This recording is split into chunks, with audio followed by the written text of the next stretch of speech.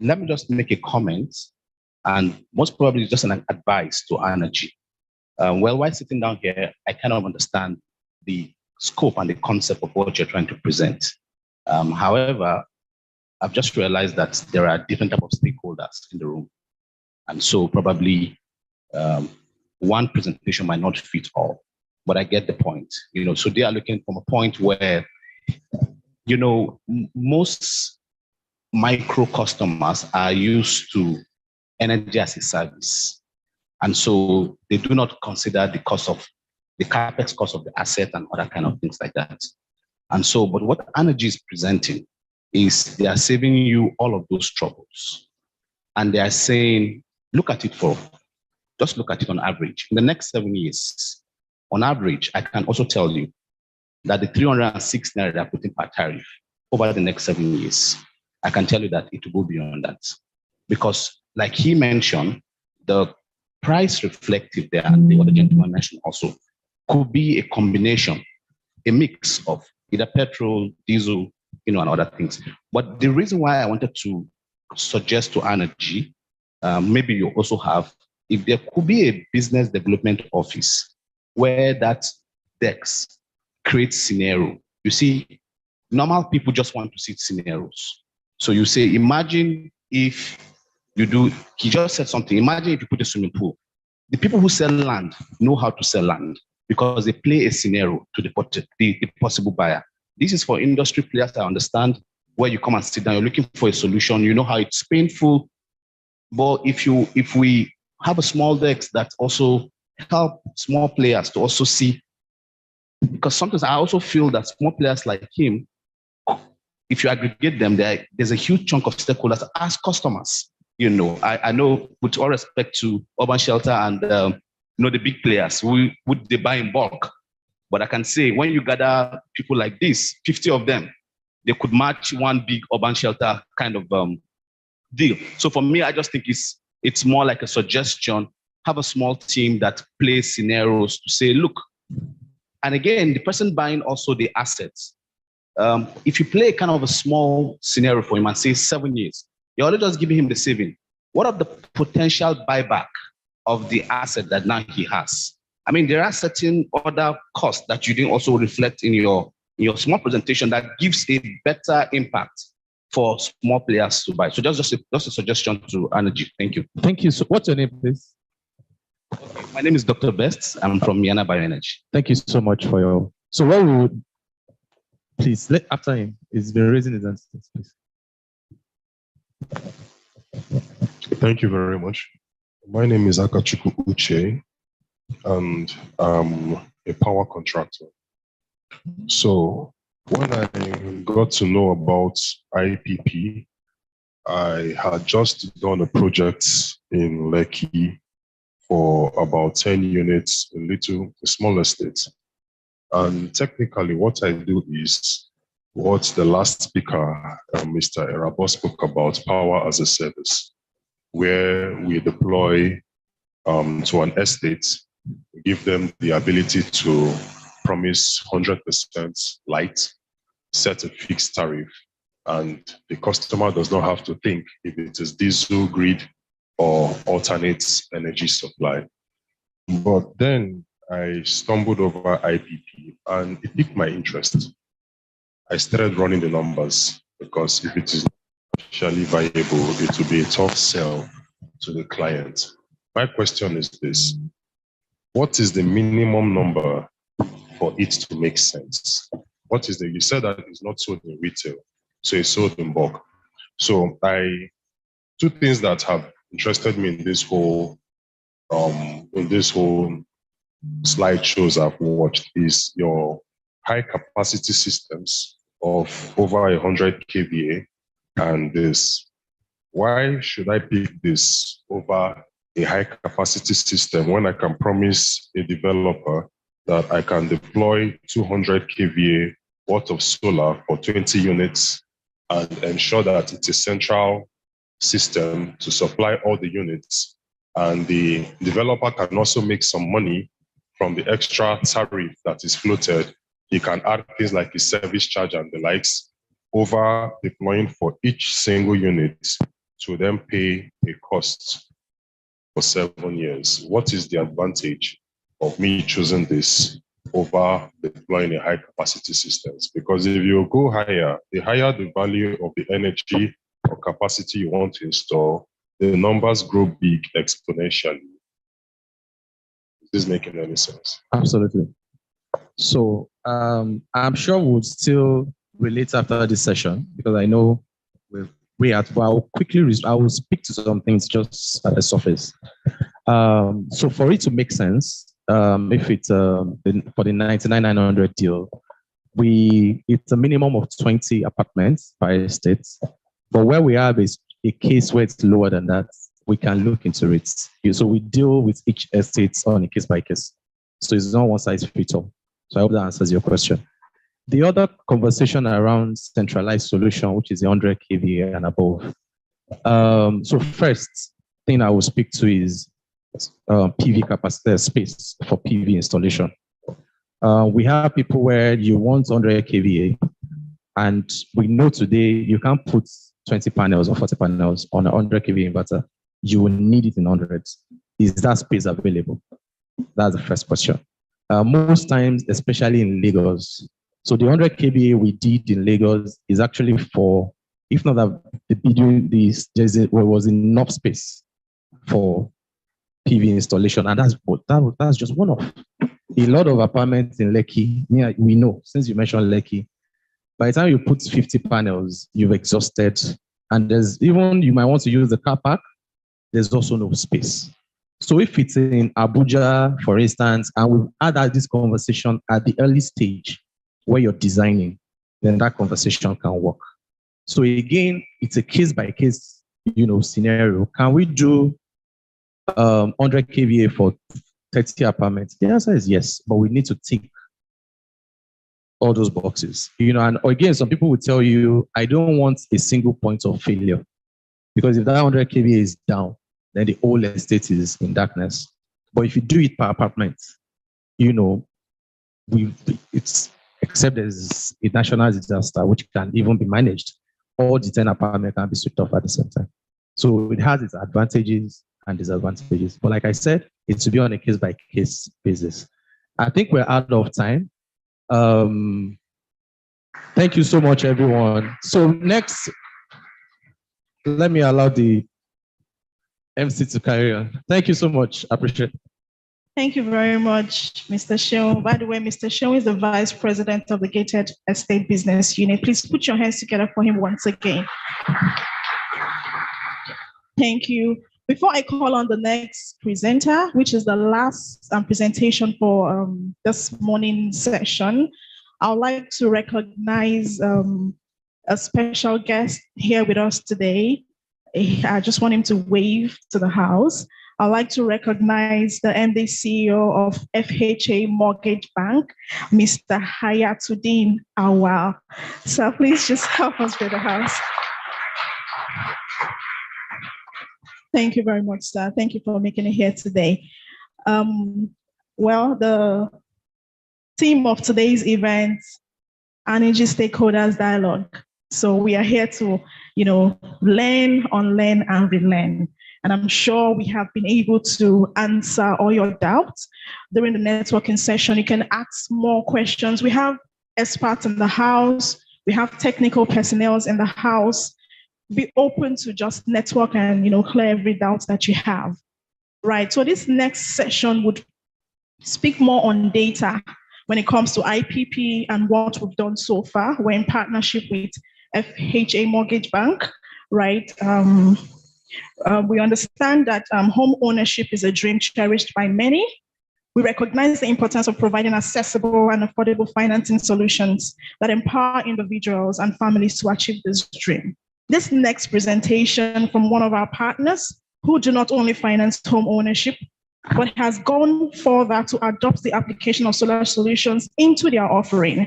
Ladies and gentlemen, distinguished guests and potential partners, it is with great pleasure that I welcome a distinguished expert with over 15 years experience, spanning commercial, microfinance, and the mortgage banking industry, graduate of biochemistry from Ahmadu Bello University, Zaria, MSc International Development Study from University of Portsmouth, United Kingdom, and Masters of Business Administration from the ESMT, Berlin, Germany. She attended several executive courses in housing finance and SME finance from the Frankfurt School of Finance and Management and the Harvard School of Design. Oh my God. This is an awesome profile. Please join me with a rousing ovation as I call onto the podium the Head of Business Development, FHA Mortgage Bank Limited, Mrs. Mansoura Mohammed. Please put your hands together for Mrs. Mansoura for her presentation. Thank you. Please keep clapping.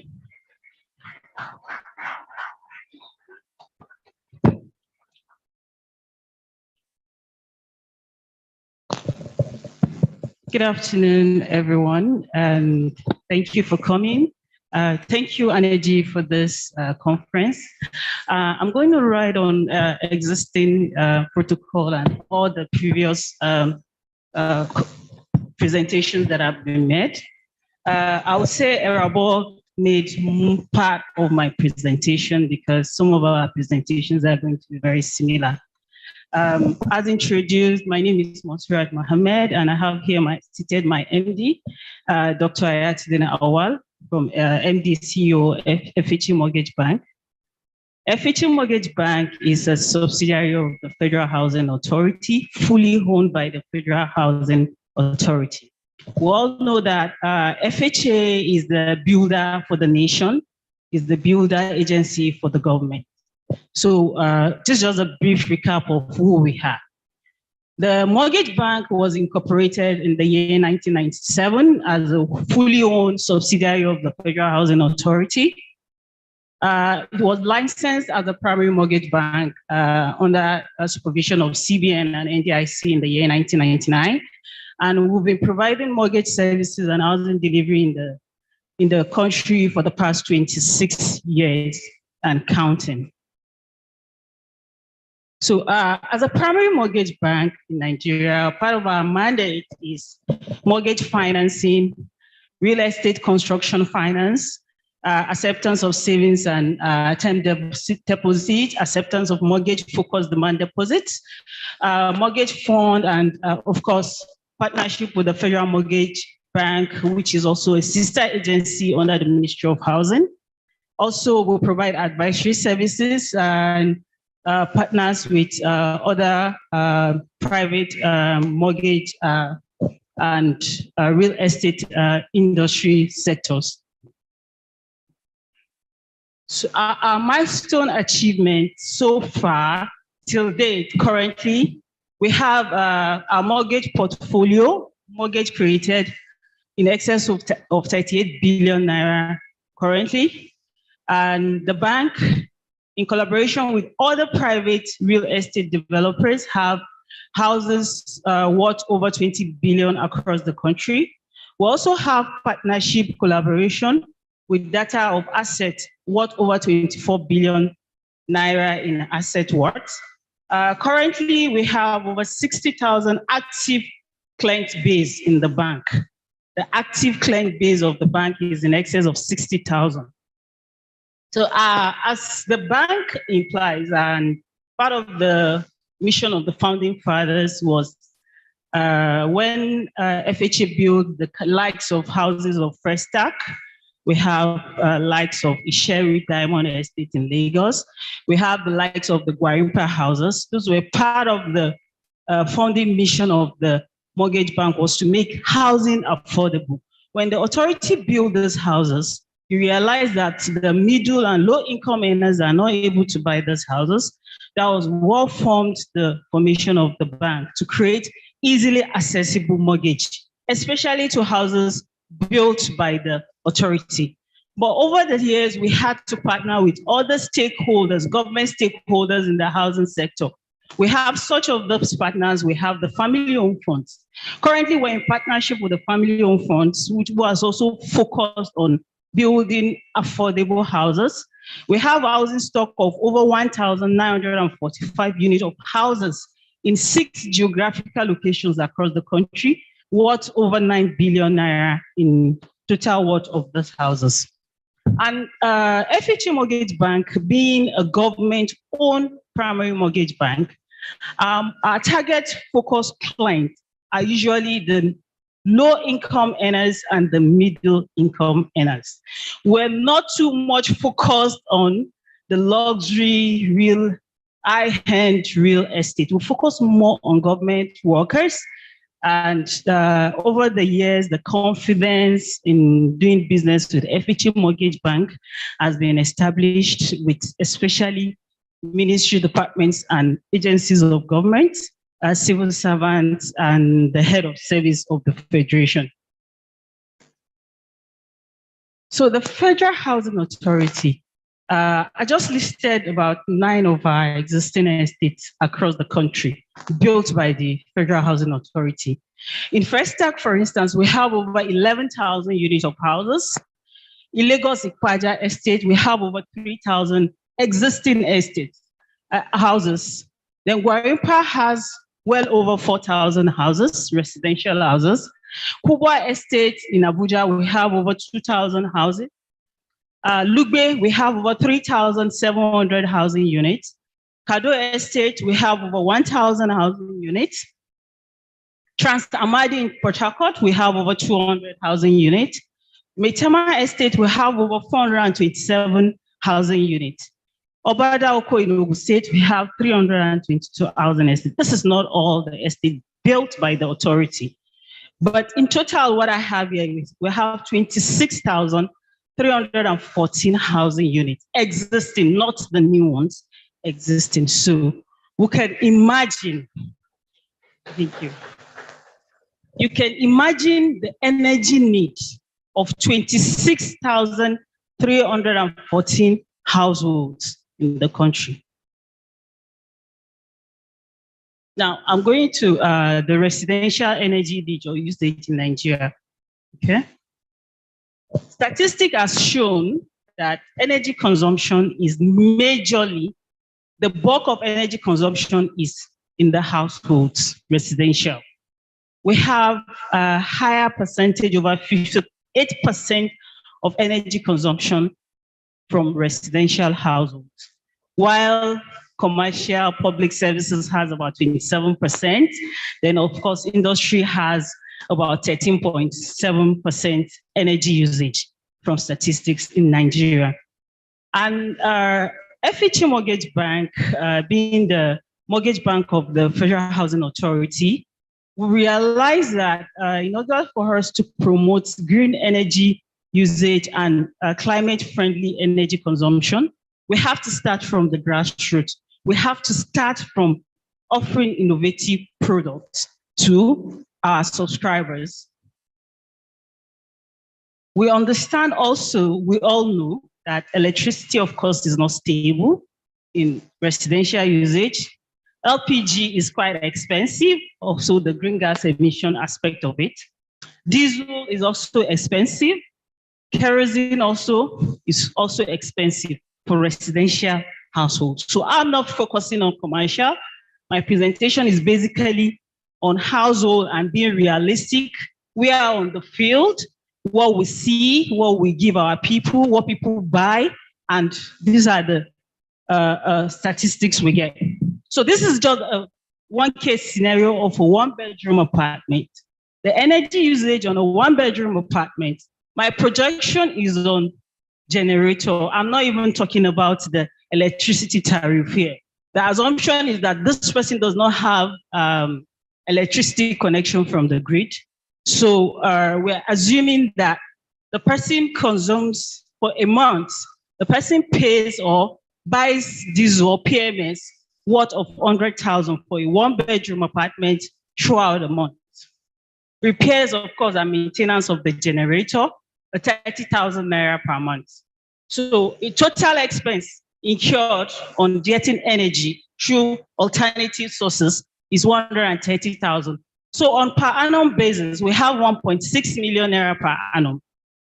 We're now offering you, you're buying a 1-bedroom apartment, and FHA Mortgage Bank is saying, we're giving you this 1-bedroom apartment. It comes with an alternative energy. It comes with a renewable energy, part part of the package that we're offering to you as a subscriber. So if we're giving you a 1-bedroom apartment, to hear your notifications, follow the notification on your phone to turn on notification access. We're adding the renewable energy source to the package we're giving to you. We sell the property to you for 12 million naira. That's inclusive of the energy package. And we create a mortgage for you as a client. So you don't feel the initial impact of getting alternative energy in your house. And like Irabo said in his presentation, you don't bother about additional utility expense of running a generator or source of power supply in your house. So we're offering you a smart package of an affordable 1-bedroom apartment for 12 million naira, payment spread over a period of 30 years, like a mortgage package to you to make it flexible for you. That way, you have an overall savings of 3.3 million naira, which is still above, in Rabo's presentation, he talked about 30% savings. Here, what I have here is way over 60% savings on an utility. So these are part of the innovative products that we are offering. FHA Mortgage Bank is offering to our clients in partnership with Arnergy. And we believe that partnership and collaboration is what we need to demystify the issue of green gas emission and energy saving and utility in the country. So that's why we're happy today to say we have commenced the partnership with Arnergy with innovative products. They have innovative products tailored to energy need of each household. And we also encourage, part of our work is we encourage our clients on energy usage and energy savings. We don't allow people to spend utility on things that are not necessary. So the energy solutions comes with different capacity. And if you're having, for instance, a 1-bedroom apartment, you understand what are the minimum energy needs you need, which are the basic minimum energy needs that you would require in a 1-bedroom apartment. So we give you solutions that are tailored to that unit of housing you have to ensure that you have maximum utilization of the package. So of course, we all know the benefits, like I said, cost effective in the long run, safe and convenient to use, reduction of the green gas emission, of course, the noise pollution. We know in Abuja, for instance, buildings are going, approvals are going vertical. You can imagine we have an estate built by FHA in Zuba, over 742 housing units. They are all apartments. A block has 16 units of apartments. Another block has 8 units of apartment.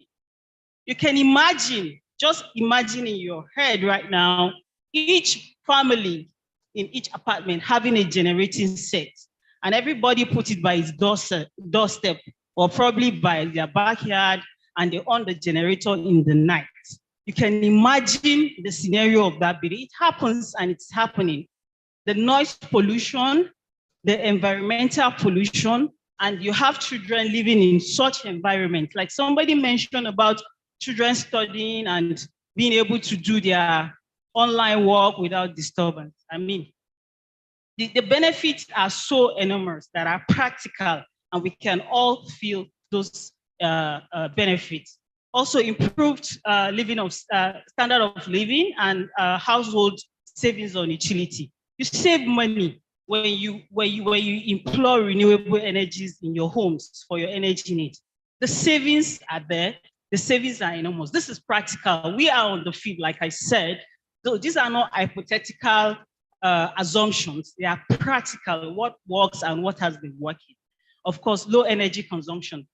There's the mindset or perception when you're on renewable energy, you're mindful of your energy usage.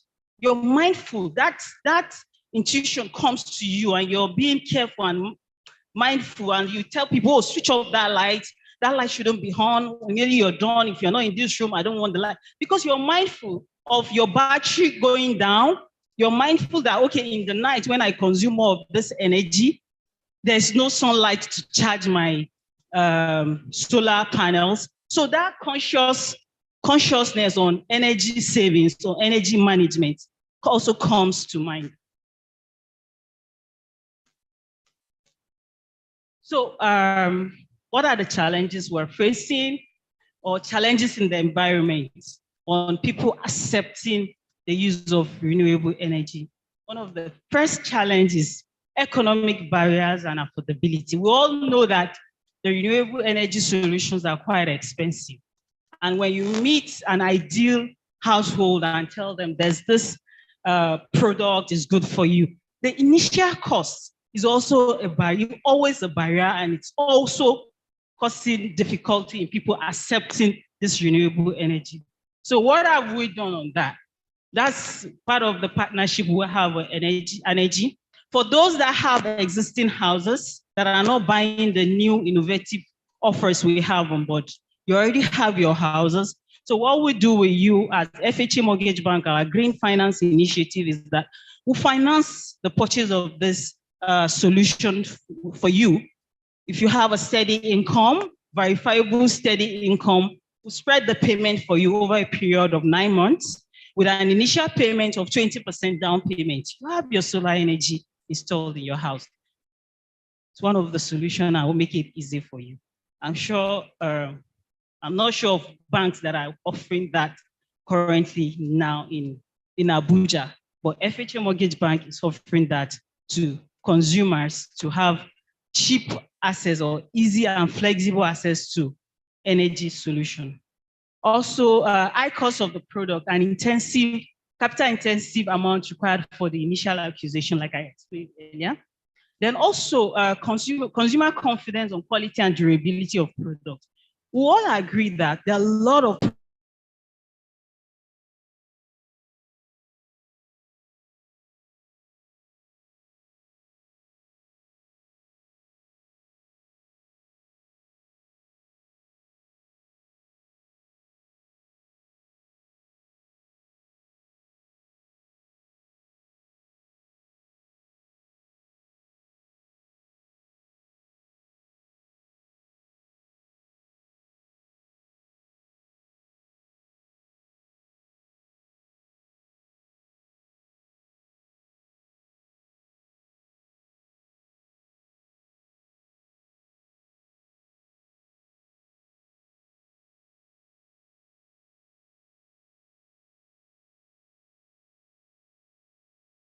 timeline, you have a challenge, you can return it back. So we try to build a consumer confidence on the product so they could believe that this would actually work, it's been working, and it could also work. Then, of course, social barriers on cultural perception. Yeah, some people still don't believe in this alternative energy supply, energy sources. So until some of them see it practically working, until they see practical application of the energy solution, that's when they actually believe that it works. So we had increased awareness. We'll do advocacy with some of our clients. And of course, when we're giving you a housing, you're a new subscriber, a first-time homeowner, and you're having a house coming to you with a energy solution already embedded in it. So that acceptance comes automatically, and you start believing, and word of mouth, everybody propagating, before you know it, will have increased awareness for household acceptance of the product. So FHA Mortgage Bank is open to more partnership. I had a couple of people ask questions about developers, what is available for them. For developers that are available around now, you are open to come to us. We'll have a lot of different solutions we can look into to partner with you to deploy renewable energy solution. Like I said, we have an offer coming with the product, and we also have offers or products for existing house owners where we have flexible repayment plan and ease of owning this renewable energy product and very friendly interest rate, of course. And we're also seeking green eco-funding partners to increase this opportunity. You can imagine we having over 60,000 clients, and you need to provide renewable energy for 60,000 clients. It's capital intensive, of course. So we need more partners in terms of funding. We're open to partners, developers that want to partner with us. We're open. And also, we're also seeking technical support to reduce this global green gas emission. Thank you. We in FHA are conscious of people. We're conscious of the planet and also conscious of profits. Thank you.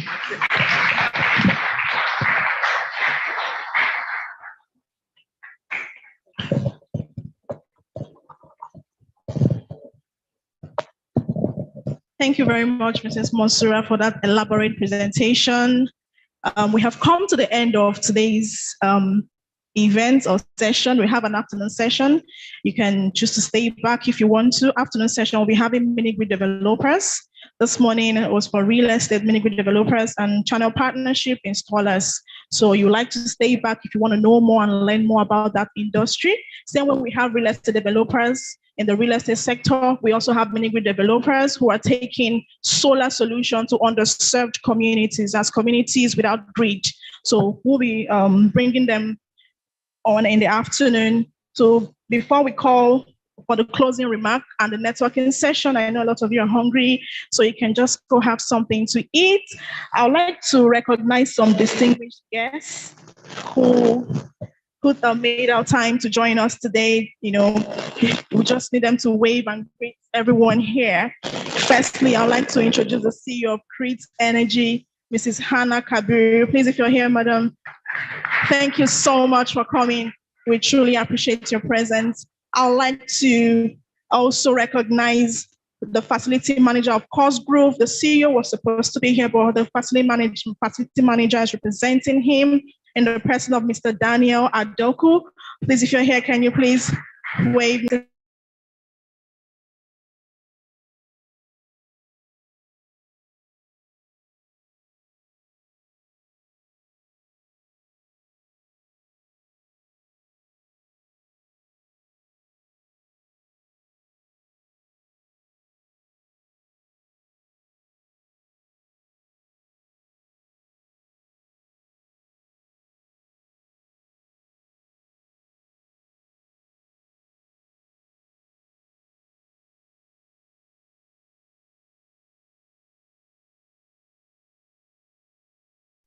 I've recognized the founder CEO of Modern Shelter. If you're here, sir, please, for the benefit of those who came a bit late. Okay, stepped out. Yes, sir. And also the executive director of Modern Shelter, Mr. Danjuma Osori. Please, if you're here, please, can you wave to the audience? The chief of party USAID Nigeria Power Sector Program, Mr. Tunde Bajumo. Please, can you wave, sir, and greet everyone? Thank you very much. Thank you so much for taking our time. And thank you, our online audience. We have a lot of people who are streaming this event online. We thank you so much for joining, for the keen attention. The closing remark would talk about what next. Actually, what next? We've heard a lot of, we've seen a lot of presentations. What next? What next for you? Would you like to adopt solar solutions? Let us go green. Let us go green. It's very, very vital. Ladies and gentlemen, esteemed attendees and honored guests, we are about to wrap up this event. To give the closing remark, I would like to introduce my colleague, an individual who embodies a deep commitment to the cause of sustainable real estate development, passion for environmental responsibility, whose closing remark would undoubtedly inspire and guide us as we move forward on this transformative journey of a more sustainable real estate sector. Before I call her to the podium, I'm not just your event host, I'm also a market woman. So I'm a sales manager, business development manager for Arnergy Solar Limited, gated estate community, and the mini grid sector. Right. So at the end of this event, let's network. Let us know what you need. Let us know how we can serve you better. I'm resident here in Abuja, and my colleague who will give the closing remark. Please join me as I welcome Miss Adeze Princess. Her name is Princess Okuniye to the stage. Thank you. Thank you. Thank you so much. Thank you so much. I'm just here to say thank you to everyone that took our time to be here. We are grateful. We are honored that you honored our invitation, and we do not take any of you for granted. For those that weren't called out, we just want you to know that we see you and we are very appreciative of your presence. So thank you very much. Like my colleague Princess mentioned, we are here in Abuja. We represent Arnergy for Abuja. I'm the regional distribution manager for Arnergy. We're here in Abuja and we are available for any questions for partnership. We are here to help achieve this target of making Nigeria go green. Please reach out to us. We're going to be out there. It's time for networking. There is a tea break. Please don't go without making any meaningful connection. Ensure that you talk to someone. Ensure that you meet someone. Ensure that any question you came here with is answered.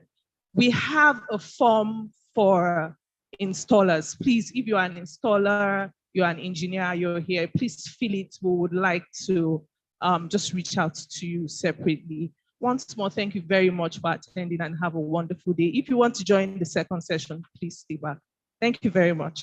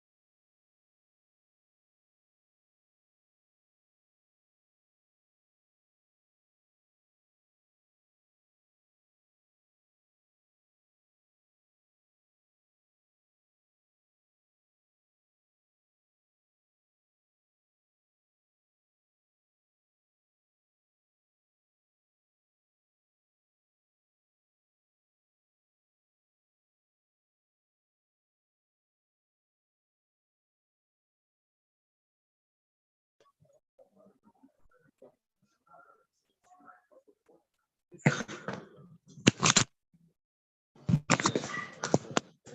afternoon once again, everyone. Welcome to distinguished ladies.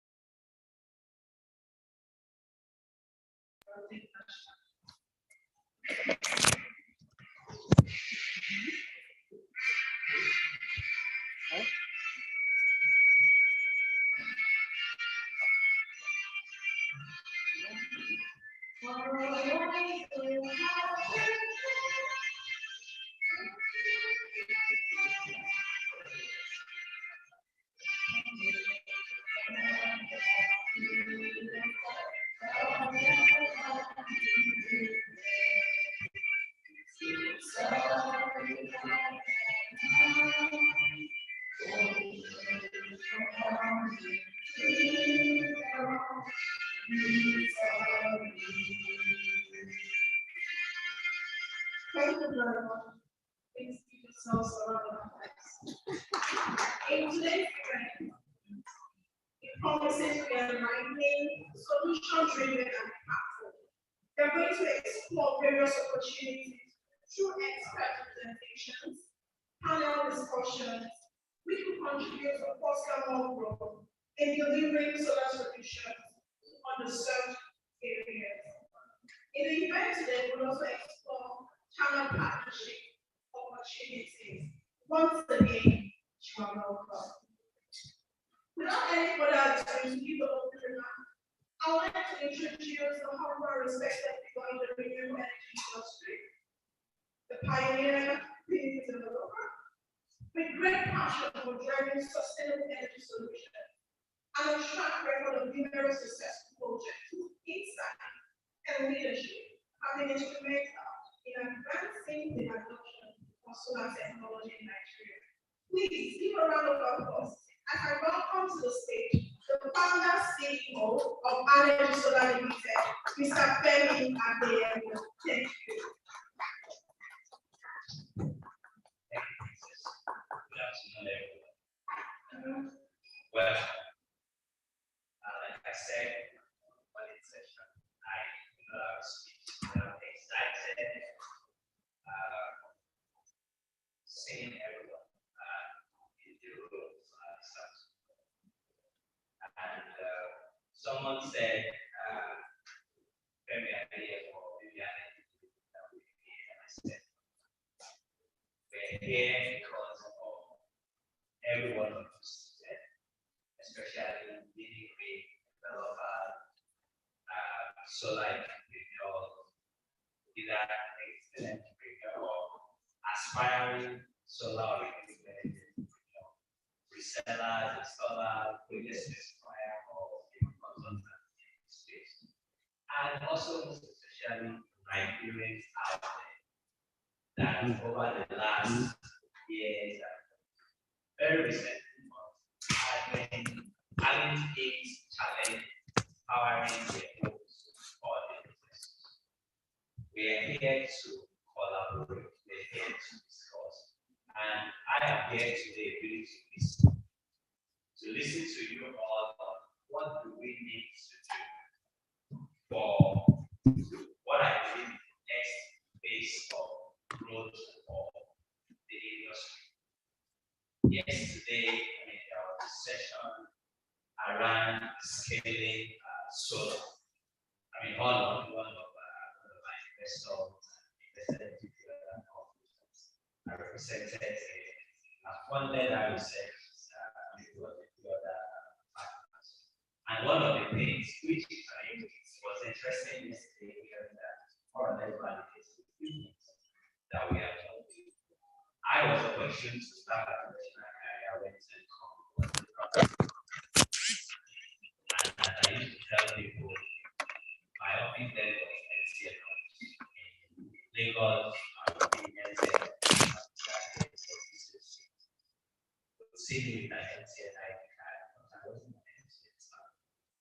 we were responsible to ensure that when you are on between 1:30 in the morning for that to work and making sure that by the time you wake up, there might be all of that. Why am I saying that? Telecom is one sector, one of the success stories out of Nigeria, and that will not happen if they did not happen. In the morning, I also shared another example. And also evidence that I always like to refer to. I believe if Alaja is seated here, he will not disagree with me if I say that there is no doubt without the respect of those partners. So really, if we do not come together as solar installer, solar distributor, many big developers, everyone in this corner doing its own thing. It's not going to go there. And so it is my pleasure that we have this conversation. We have, as Arnergy, we've been privileged. Without being modest, I was in New York last week on the back of General Assembly, and you can see a lot of investment, despite all of the backgrounds that we have in the country. A lot of investments in what's called, but excuse me, a lot of those, they are not looking for it's really difficult to do this. But if we come together as an industry, we can do a lot. The government have done their part. And again, one of the very interesting things that came out of the research that I mentioned is there is a phase that is called discovery in anything that is called market exploration, anything that is scale. You will see the discovery where you are just starting. And at the tail end is what we call democratization, where governments do a lot of democratization. But there is no sector, not only in Nigeria, but across the world, that if you don't get distribution, which are measured as partnership, right, they are going nowhere. And so that's why, part of why we are having this session to more or less have a dialogue, have a conversation on what you want, for instance, for a player like us, and that's also why we have the association represented. That's why we also have even the industry represented from renewable energy and Arnergy, so that we can hear what do we need to do, so that all of the investments that are coming can look back in the next 5 years. These are some of the activities or actions that happen at scale. So I look forward to having a robust conversation. Thank you all.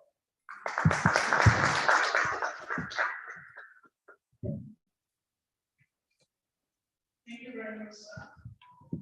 That's powerful. program. As the CEO has said, how can we scale? What can we do together? We need to come together to do much more. There are lots of investment opportunities that we want to come into Nigeria, but we need to work together as an industry. As I mentioned earlier, Arnergy is a pioneer developer. We started deliveries in 11 days, right? So he knows and we know the main point of the delivery industry.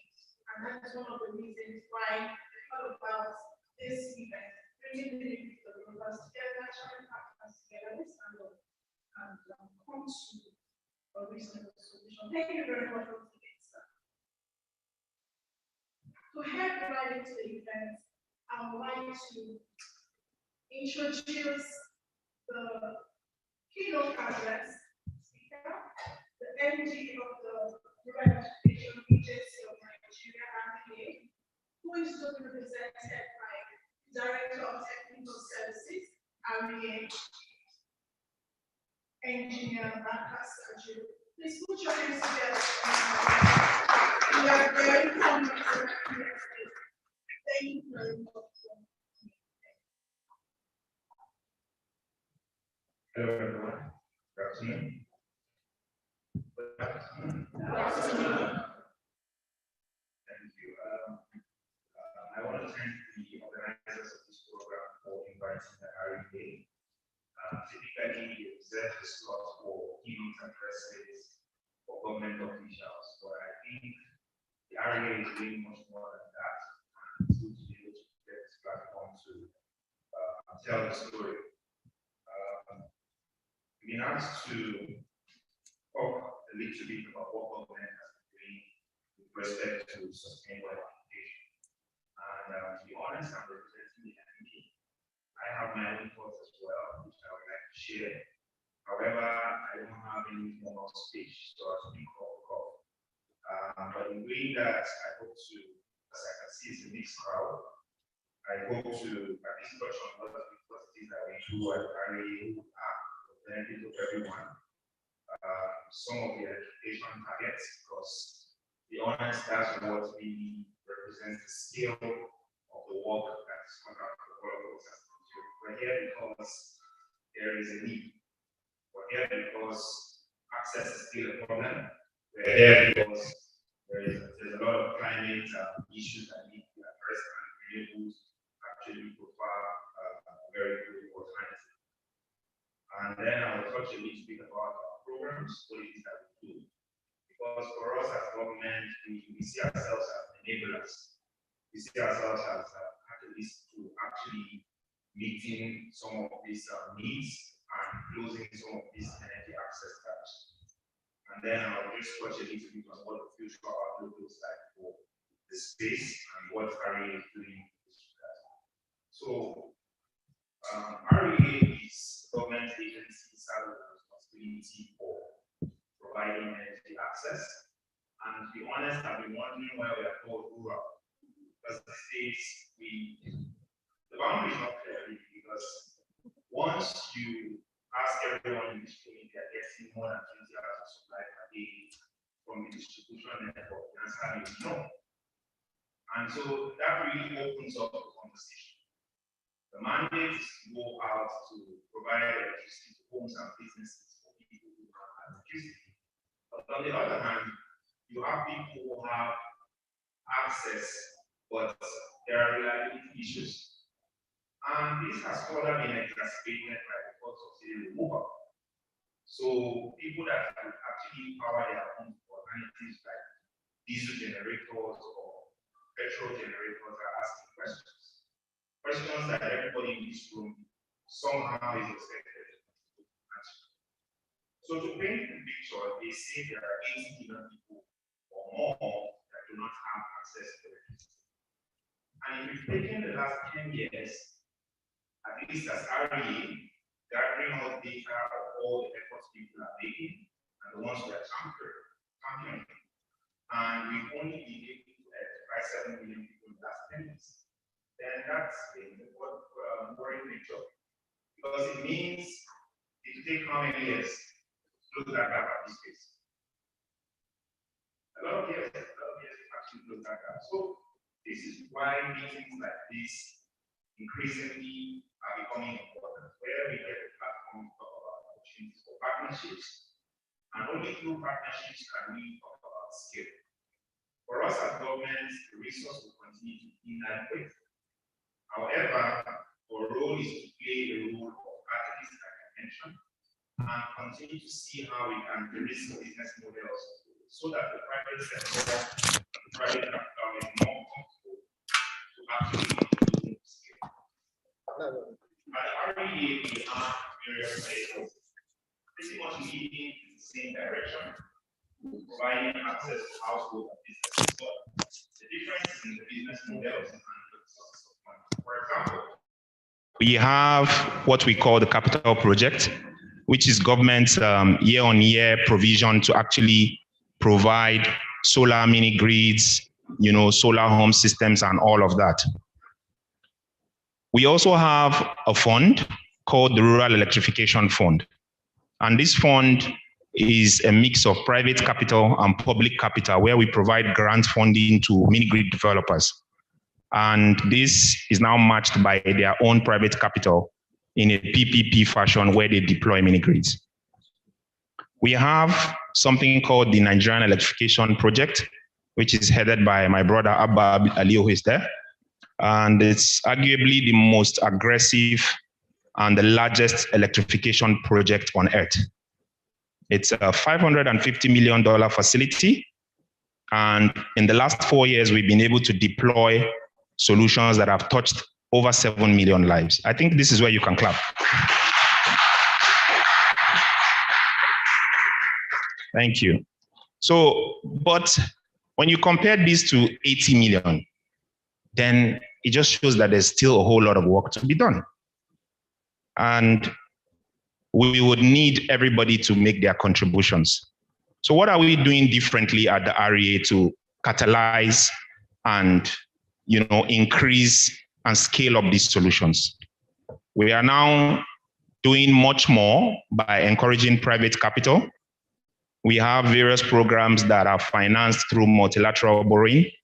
We actually convene various engagements through various platforms to attract the commercial debt providers, to attract DFIs to make contributions into various projects and make available different types of financing for mini grid developers.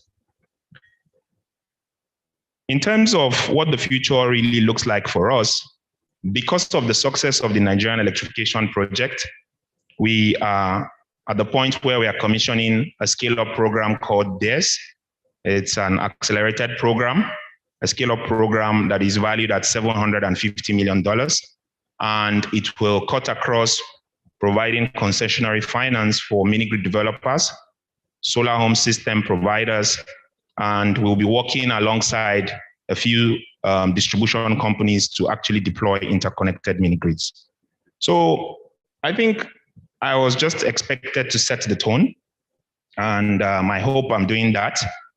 To be honest, what I hope we'll be able to achieve at the end of the day is to talk more about how we can collaborate. People should share more on what it is they are doing. I was speaking to Femi out there, and he was highlighting to me that, look, it's nothing too technical, really. It's as simple as one person deploying a solar rooftop system in someone's house poorly, and it puts a bad image on everybody sitting here. All right. So these conversations are conversations around best practices, about standardization, about data sharing. In closing, a company that works with us very closely that deployed a technology called the Mesh Grid, where they are looking at excess power in some households and leveraging on them to provide to other households that don't have systems installed in them, recently raised their Series A of $12 million. I was happy, but I wasn't really happy because what you find is people coming out from out there and telling us things we already know that maybe someone in Anambra is already doing quietly. The reason why the guy in Anambra is not getting that capital is because he's not talking to other people. And it's because he's not telling the story properly. So I hope at the end of the session, we will be able to learn the power of partnerships to be able to close this gap. Thank you.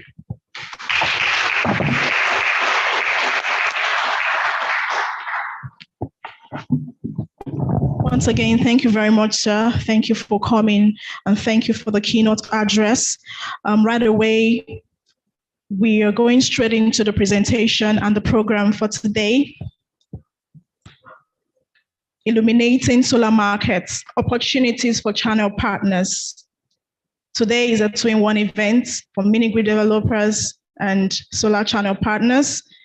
We have various opportunities opened for channel partners, people who would like to partner with us, given the various components and solutions we have available. I would like to introduce the Chief Commercial Officer of Arnergy Solar Limited, who will be taking us through a presentation. She will be sharing invaluable insights on exciting world of solar channel partner opportunities. This individual is a visionary leader with a profound understanding of the renewable energy landscape. Her extensive experience and strategic acumen have played a pivotal role in shaping our organization's success in the solar energy sector. In her presentation, she will take us through various solar channel partner opportunities, offering a glimpse into the bright future that awaits those who dare to embrace this transformative energy revolution. Ladies and gentlemen, without further ado, let us warmly make welcome to the podium the Chief Commercial Officer of Arnergy Solar Limited, Mrs. Omobola Omofaye. Please keep clapping. Thank you. Thank you very much. Good afternoon once again, everyone. I would like to stand on existing protocols and welcome us once again. We truly appreciate your presence here. Thank you for joining us.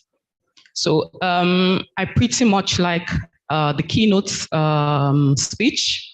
It pretty much captures the essence of this session around collaboration, around how we can go to market, data sharing, information sharing, and working together to build Nigeria, not just the nation itself, but even the renewable energy sector.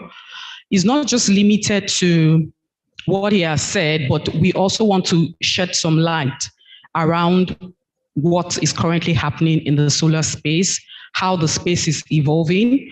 And because Arnergy has been in existence for about 10 years, we pretty much understand the market, we understand the solution, we understand the technology.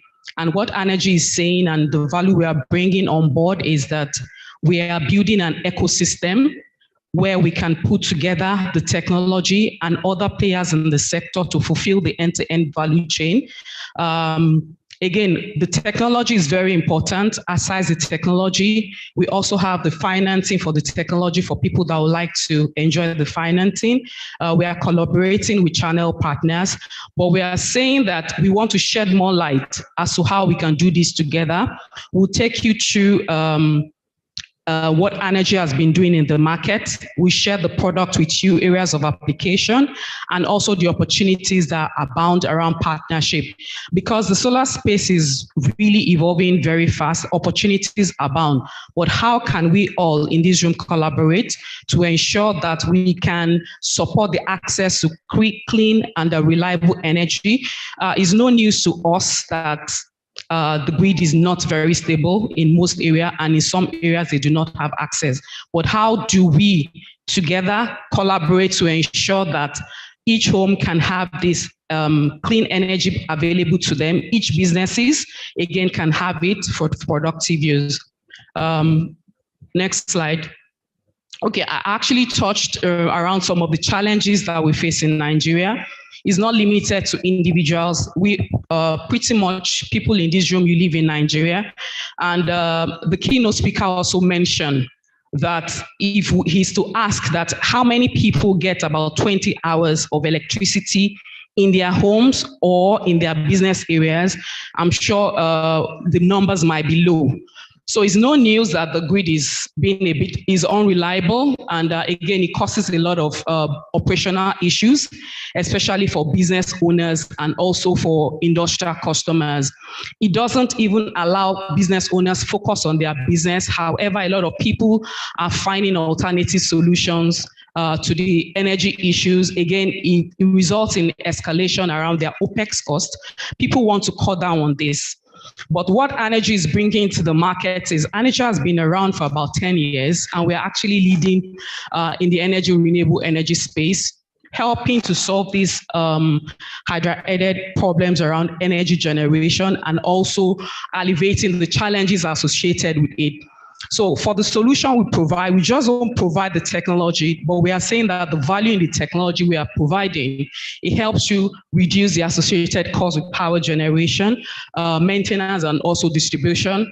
It helps you manage your energy because the system has its own embedded IoT application that helps you monitor your energy, and you can also manage it. Aside that, there's also robust maintenance that the trained engineers also carry out on a regular basis. So we don't wait for the equipment to break before it's fixed. They are routine maintenance to ensure that people enjoy the solution that is deployed to them. Next slide, please. So this is just a brief around Arnergy, what we stand for, our mission and our mission.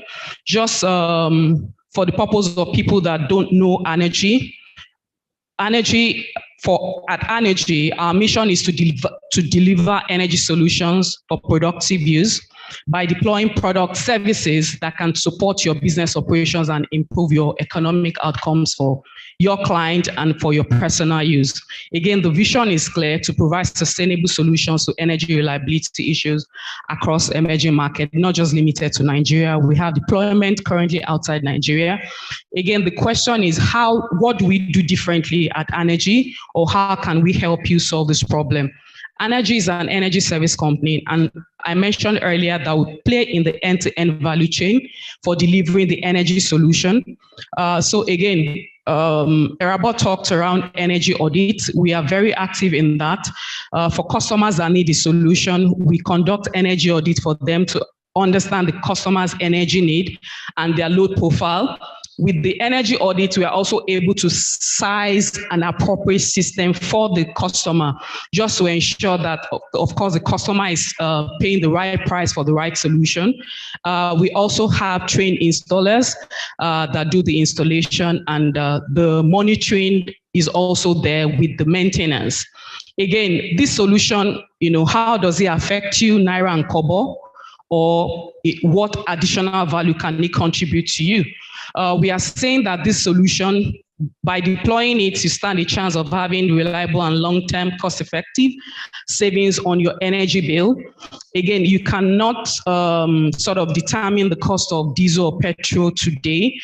We are all exposed to that escalation, but with the renewable energy, you can be sure that at least for a long period of time, you can manage what your tariff will look like, and you can also you can budget as an organization.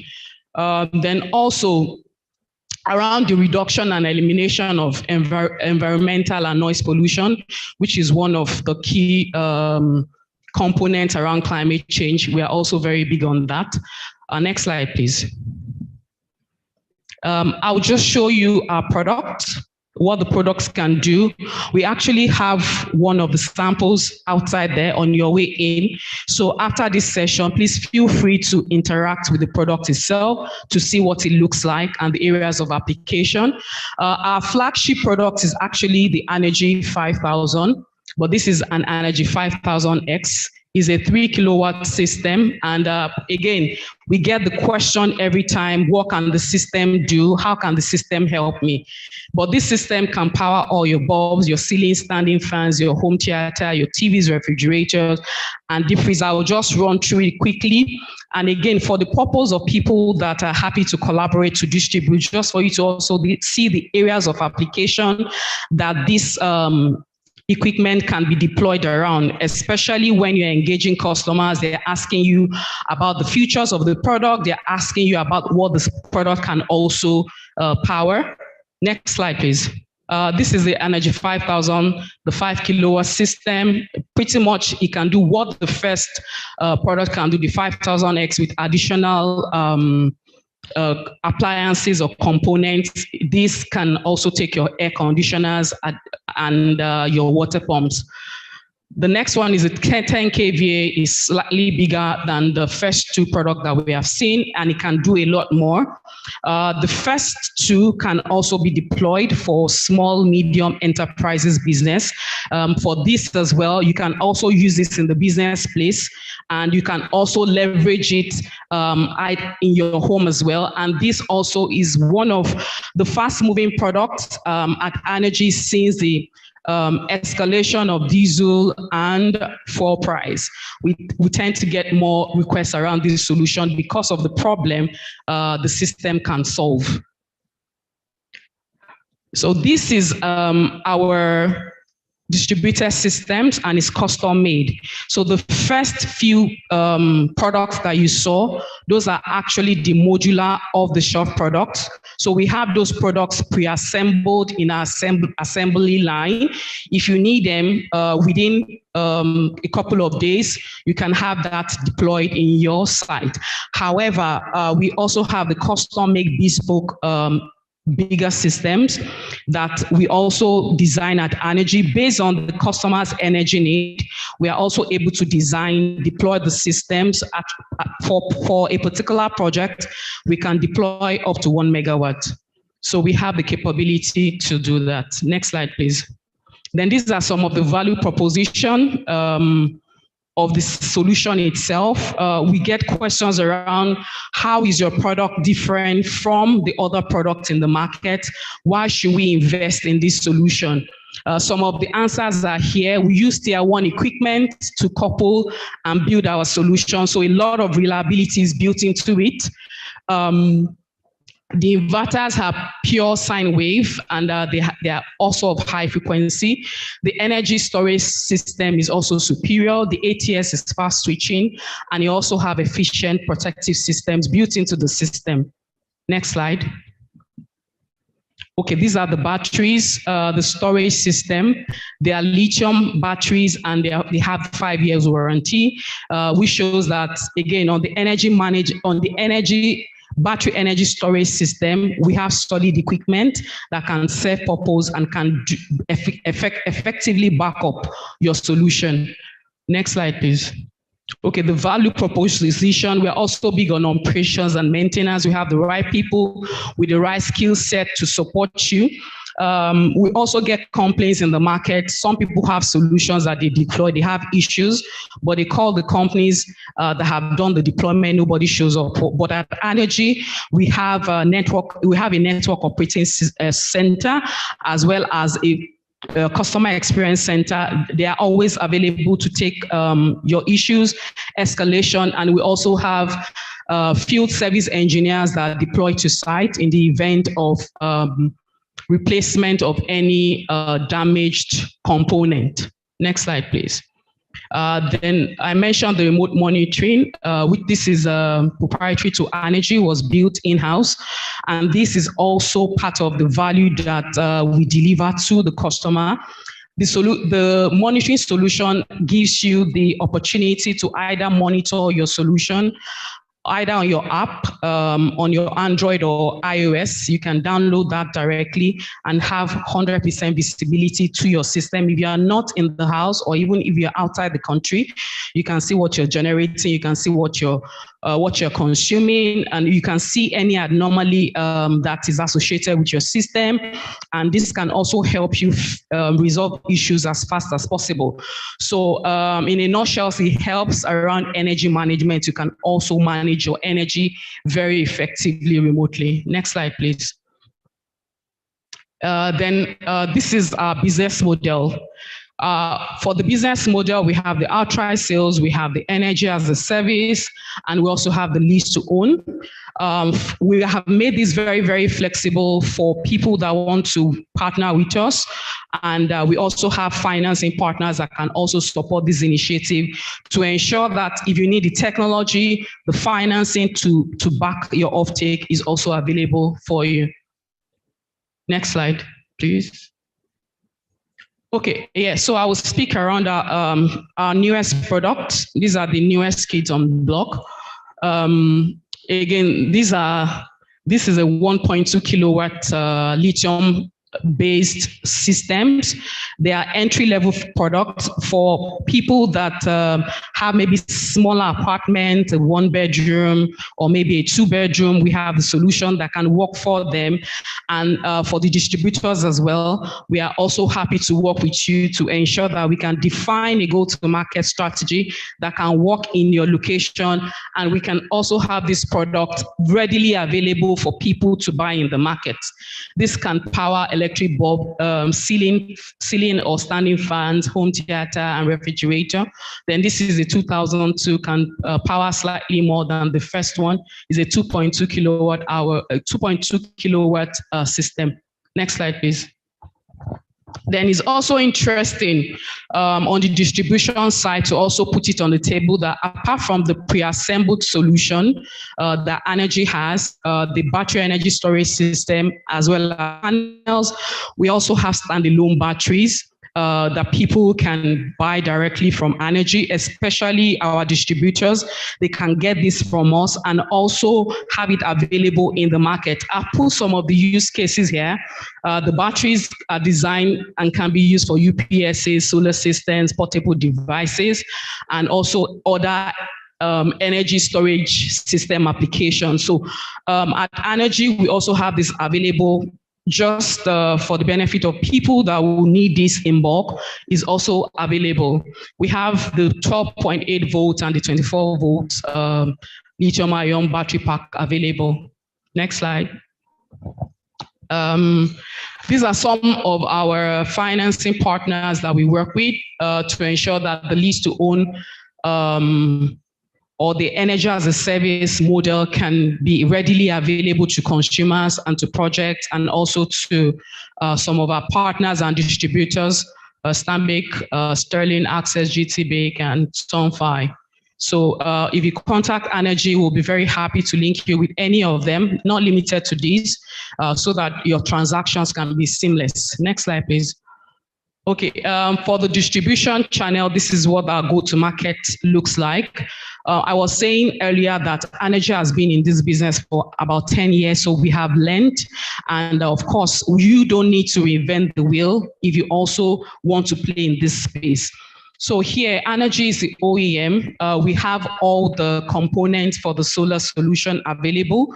The batteries, the inverters, the panels, the energy management system is readily available, and we are also open to partnership.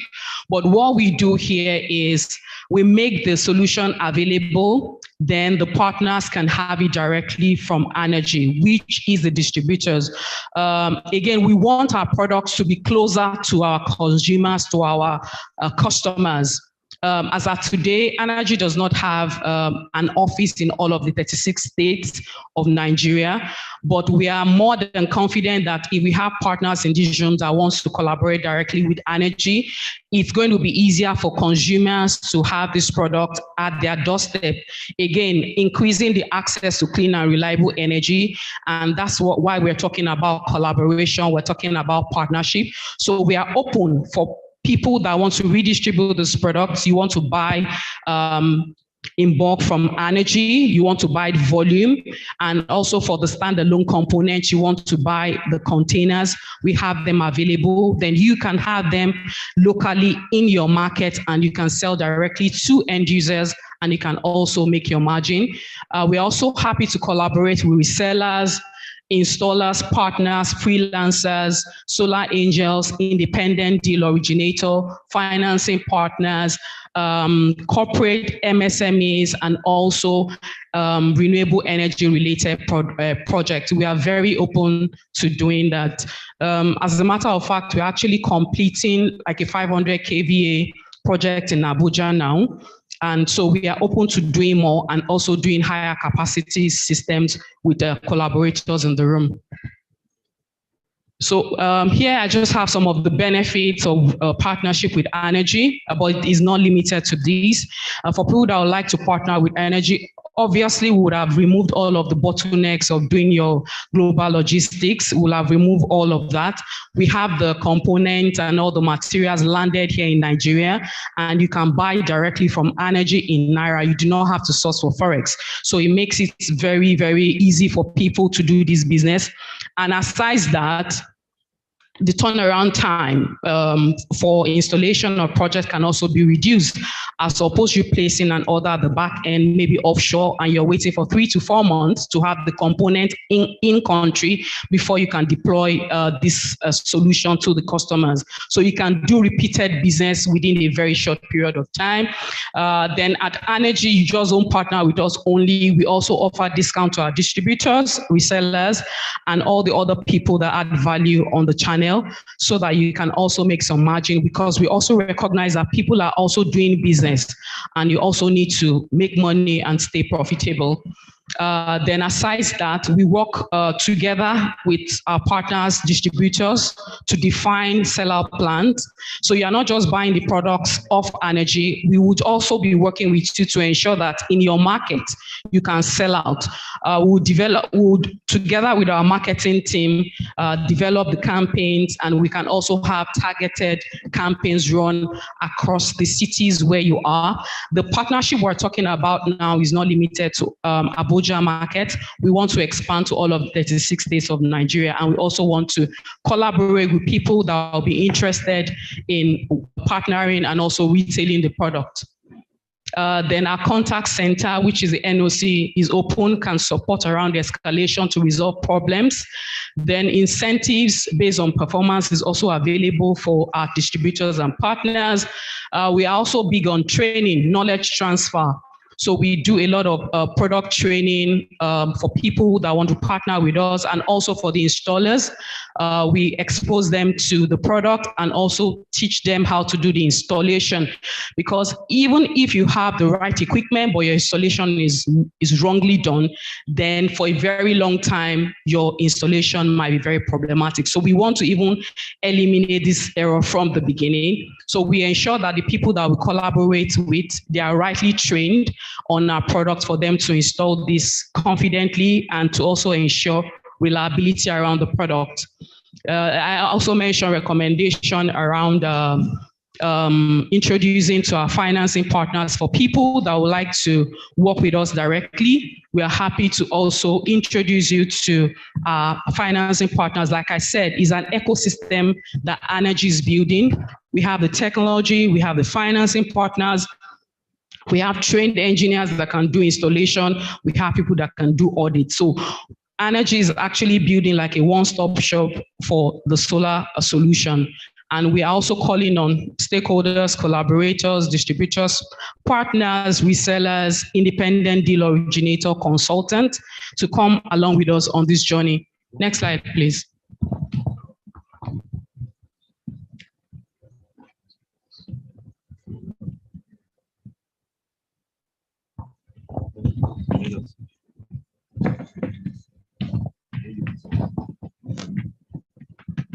So I think the few slides I have to show, they are just some use cases just for the benefit of people that are still doubting the efficacy of the solution. Because we get that feedback. People ask, does the solution work? Can it power air conditioners? What else can it do? I can say confidently that solar solution can power every appliances that you have in your home or in your business place, as long as the systems are correctly and rightly sized. If it's not oversized or undersized, it will definitely support that operation and also help you reduce your operational spend. I think it will be interesting for you to just see some of the use cases so you can relate with them.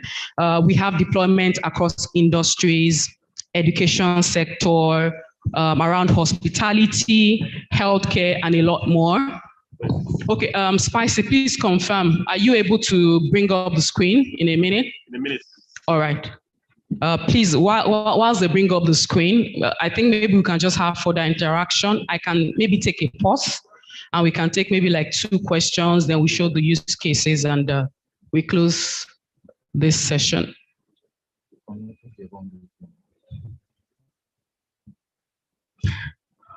Okay. So in the interest of time, I think I'll just begin to round up now, just to see the use cases. Anchor, can we take 2 questions? Okay, so while they're bringing this screen up, if there's any question, maybe we can take 1 or 2 questions, then we'll wrap up. So we still have some other sessions, so we can save time. Is there any question from anyone in the room?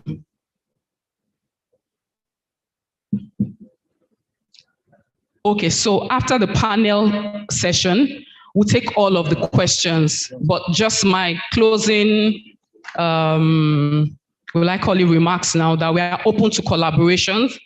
Around, I have some of my colleagues from Arnergy here as well. We can have interactions with them for people that want to be distributors, resellers, independent deal originators, or if you're a consultant, you can also register, or if you want to be a solar angel. Princess is here, and we also have another princess here. She's in charge of distribution. So please feel free to approach her at the end of the session to get registered if you want to partner with Arnergy. However, we look forward to collaborating with everyone. Thank you very much.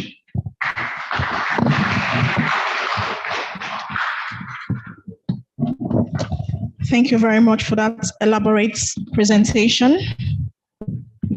I'm sure we've seen various opportunities in the house. During the networking session, you can get to meet the Chief Commercial Officer, my colleague, Princess Adeze Okuniye, who is in charge of the Distributorship and Solar Channel Partnership Opportunities Business Unit. So you get to meet them, interact, and let's know what we can do together. Thank you. Thank you. Please put your hands together once again for that elaborate presentation. I have a question to ask. Right. This is a 2-in-1 event, right? And we have a lot of mini-grid developers here, channel partners, distributors. What is the major pain point in the industry? Just 2% in the industry, and particularly in the mini-grid sector. What is that one, just one, what is that one major pain point that a lot of industry experts face in the industry or mini-grid developers? Do I have someone to answer that question? What is the major pain point faced by industry experts and particularly mini-grid developers?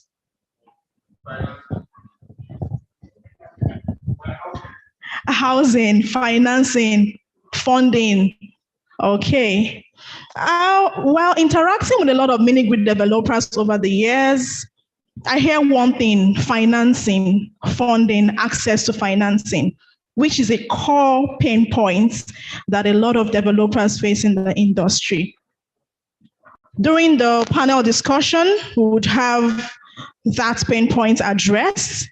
The next presentation, you would also listen to opportunities that you can explore in solving this pain points. I tell you, it's very possible to access funding, even as a developer. Maybe we are not asking the right questions.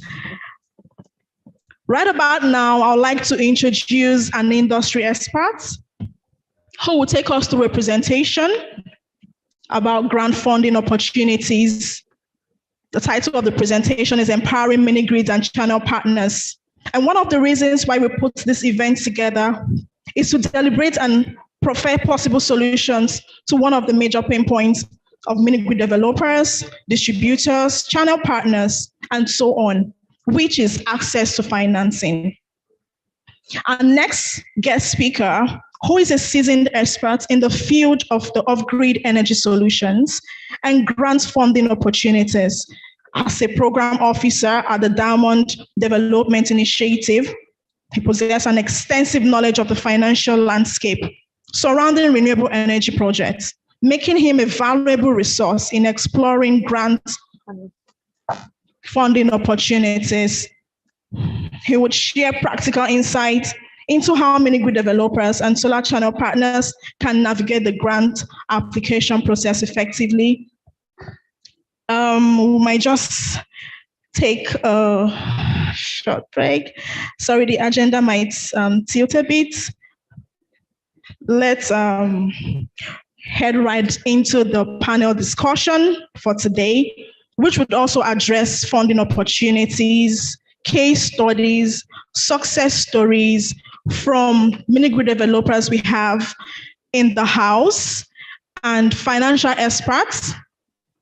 We have Mr. Oni from FSDH, who will be talking elaborately on financing opportunities. In the ever-evolving landscape of the renewable energy, mini-grids have emerged as a powerful and transformative force.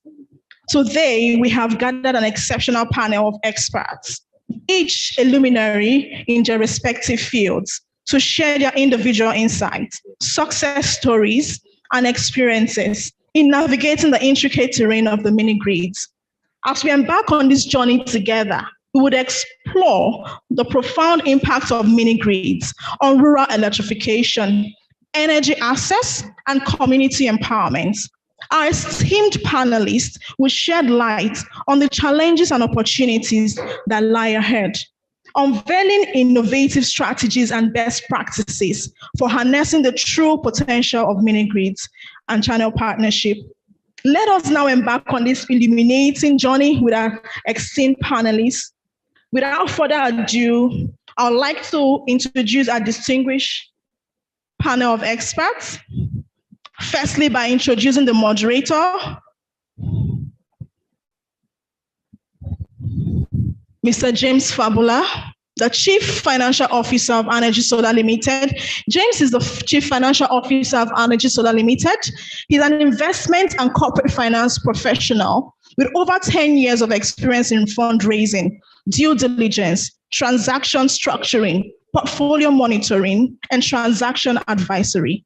Before Arnergy, James worked in several investment roles with Persistent Energy, Norfund, Synergy Capital Managers, I beg your pardon, and Development Partners International, DPI. In these roles, he led transactions across various sectors such as manufacturing, renewable energy, e-commerce, power, consumer goods, and services. James has an MBA from INSEAD, Finance, and an MSc in France and Management from Cranfield School of Management, United Kingdom. He also has a Bachelor's degree in Information Technology from Bells University of Technology. Please put your hands together as I bring to the podium the moderator for today's panel discussion, Mr. James Fabula. I would like to introduce to us the founder, CEO of C Solar, Mr. Chibueze Eke. Please put your hands together as we bring Mr. Chibueze Eke. Mr. Chibueze is the C Solar Energy. He's the founder, CEO of C Solar Energy Limited, a bespoke solar energy company. He holds a bachelor degree in science, in operations research, and industry engineering, and a Master of Engineering in Engineering Management from Cornell University, New York, USA. For the benefit of time, these profiles will be displayed. You can just read through the wealth of experience of our panelists so we can save more time. Mr. Chibueze is a member of the Nigeria Society of Engineers, NSE, the Council for the Regulation of Engineering in Nigeria, current, and other corporate bodies. He's happily married and blessed with 3 sons. Please put your hands together once again. And I'd also like to bring to the panel discussion Mrs. Abigail Butcher, the Head of Marketing and Business Development in GVE Project. Please put your hands together as we bring Mrs. Abigail Butcher to the panel. Mrs. Abigail Butcher is a dynamic professional with extensive experience in business development. She currently serves as the Head of Marketing and Business Development at GVE Projects. Mrs. Abigail has provided valuable consulting services to FinTech, AfriCloud Tech, and assets management startup. Abigail has an MSc in Environmental Technology and Management and holds certification with the Institute of Environmental Management and Assessment. Please put your hands together for Mrs. Angela Butcher once again. Also on the panel, I'd like to bring to the podium Mrs. Damilola Ashaleye. Mrs. Damilola Ashaleye is the Chief Operating Officer and co-founder of Ashdam Solar Limited. Mrs. Damilola is a renewable energy entrepreneur. She is also the Vice President of the Renewable Energy Association of Nigeria. Thank you for coming here today. Mrs. Damilola, with over 16 years of experience, the Vice President of RIEN and co-founder of Ashdam Solar. She's a GIZ Nigerian Energy Support Program certified trainer on solar PV installation. Mrs. Damilola also serves as the founder and executive director of Girls and Women Technology Empowerment Organization, a nonprofit focused on empowering girls and women to be leaders in the technology industry through capacity building. Please put your hands together for her once again. And lastly, on the panel discussion, and not the least, would want to welcome someone who made it possible for us to talk about financing with all confidence because we have a backup, right? So Mr. Dinro Oni, he's the head energy corporate banking group of FSDH Merchant Bank. Please put your hands together. Please put your hands together. Thank you so much from your very tight schedule for making it here today. We truly appreciate. Mr. Oni is an experienced banker with over 21 years experience in originating, structuring, investing, and managing banks' debt capital investments in multinationals, regional and local corporates through projects, corporate and structured finance. He holds a bachelor degree from Obafemi Awolowo University, IFE, and an MBA from Warwick Business School, Coventry, UK. Please, another round of applause for Mr. Oni and our panelists. Thank you very much.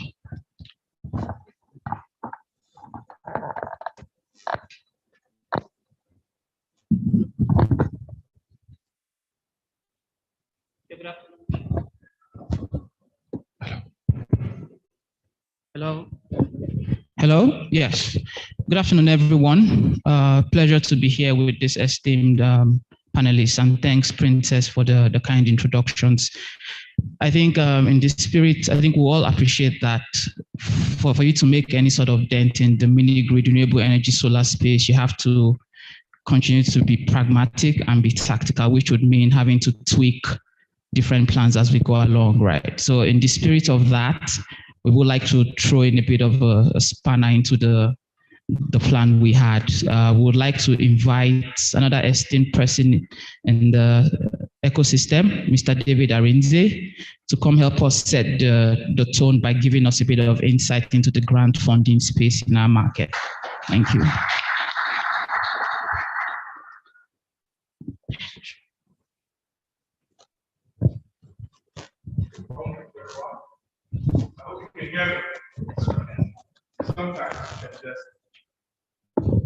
Yes, we can amplify our voices naturally. But thanks for the invention of the microphone. Thank you so much to the organizers of this engagement, and it's such a pleasure to be here. I'll just dive right into a few things. I work as the program officer of Grid Energy with Diamond Development Initiatives. We are implementing partners of the United States African Development Foundation. We've been implementing partners for over 20 years now, working across agriculture, youth, and off-grid energy portfolios. When it comes to the subject of financing, I mean, I'm happy we have a banker here. So, you know, sometimes they say it's harder to get the money from the bank than donor agencies because people think that grant money is free money. How many of us believe that as well? You know, I like your sincerity, sir. You know, but again, I would like to call it that grant money is catalytic capital that can help you accelerate projects or initiatives that you have faster than you would have been able to do so. Because at the end of the day, if it is free capital, and most people think that it's free capital because maybe there's no financial return in investment, you know, but on the other side of the banker, first of all, he would have asked for a collateral, possibly 100 and 10 or 120% the value. Am I correct, sir? Possibly also, if you're not careful, the left leg of your grandmother in the village would have been asked for, and a couple of other things. But again, very quickly, while we talk about grant funding and what my responsibility here is in 3 parts, and I'll just go right into it. You see, the major challenge we have within the sector is to be able to unlock private financing. If you look at the global landscape that was launched by IRENA sometime in February, IRENA is the International Renewable Energy Agency. You see that global spend on renewables, global spending, 70% of global spending was by US and China. And you begin to ask yourself, why? But the truth is, just like what this event is trying to achieve or trying to highlight on, there are several roles government has to play, the private sector has to play, and even customers like you and I have to play. You look at the fact that in some countries it's easier to raise financing in some countries than some others. I recall having a conversation with the head of New Energy Nexus. This is an initiative that has raised billions of dollars through American businesses and a couple other the clean energy sector. And you begin to see that even institutions like the US Navy have investment in clean energy. The institutions like there are several other government institutions who have their own sort of, call it accelerator program, call it catalytic financing programs that people can engage. So, but if you're a developer in the room today, one of the things I wanted to mention is that one, grant capital is not free money. Let us understand that energy is a business and it must be paid for. And two, people do not want to flush monies down the toilet. You need to be able to clearly state, whether in your project proposal or your initiative, how you would be able to make your business happen. That is one of the reasons I tell you today that a lot of companies are not successful even when they do for grant capital. Because imagine a company injecting capital of $250,000 into your business, maybe to deploy 1,000 solar just it is expected that after selling those solar systems, you should be able to perform it. Sure, of course. So why do you think that because it's grant capital, you should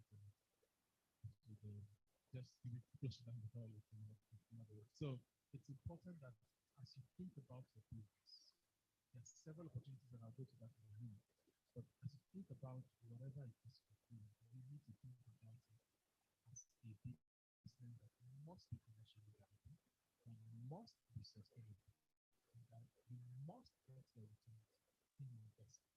You cannot afford to think about the financing landscape without having your books in place.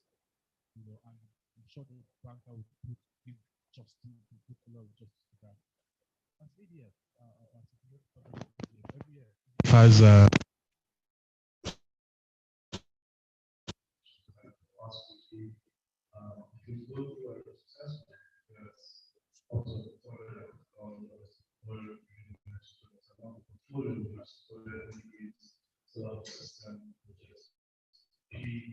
assembly, battery assembly, inverter assembly for the country, because we believe that businesses that are led by Nigerians, run by Nigerians, led by Nigerians, have the potential to scale. And we have seen that more than we have accounted, investment, little than $10 million within that within our portfolio, we want to make finance through this business. So it's very positive, it's very good. As I try to wrap up, one key thing that I would like to share as well is it is important, when we, because I was asked a question, what do we do now? I cannot exhaust it here, but we have a podcast or a webinar we did a few months ago. It's on YouTube, which I about that insightful so with that you better understand what key things. What's your credibility? What are your books? Do you have the capacity to develop things? I think that you want to do it. Have you thought about all the risks that could impact how are you thinking about sustainability of the project?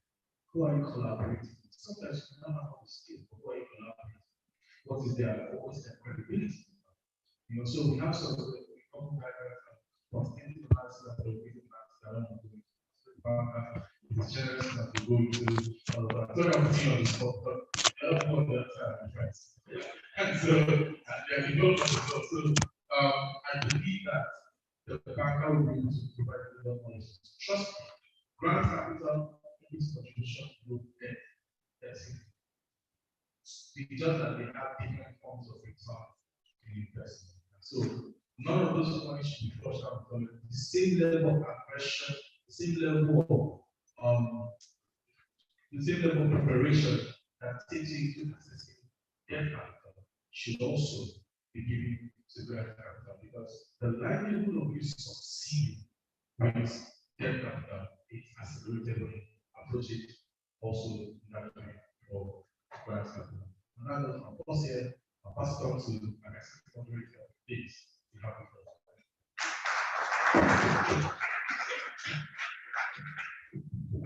Thank you, Mr. David, for sharing your insights and thoughts on I think everyone in the room, the key takeaways, grant funding and money,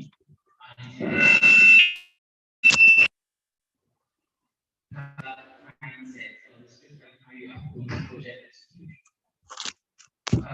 Finally, excited to have you all here and keen to get your thoughts on some of the issues shaping the ecosystem. I'm excited to start at success stories and to echo the keynote speaker, Mr. Barkas. You're giving examples around things happening in certain parts of the country, but because of lack of collaboration and engagement, we don't get to know about it. I think the layman terms of what he was trying to say is many grids have had bad PR for quite some time, right? So I think it's important that we start out by talking about success stories. So, Mr. Chibweze, could you talk us through some of the recent success stories you've had in the company projects you've executed, and maybe from a personal note, the feeling post execution, and maybe what around impact and how that just seeing your ideas go from being on paper to fruition. Thank you so much. Good afternoon, everyone.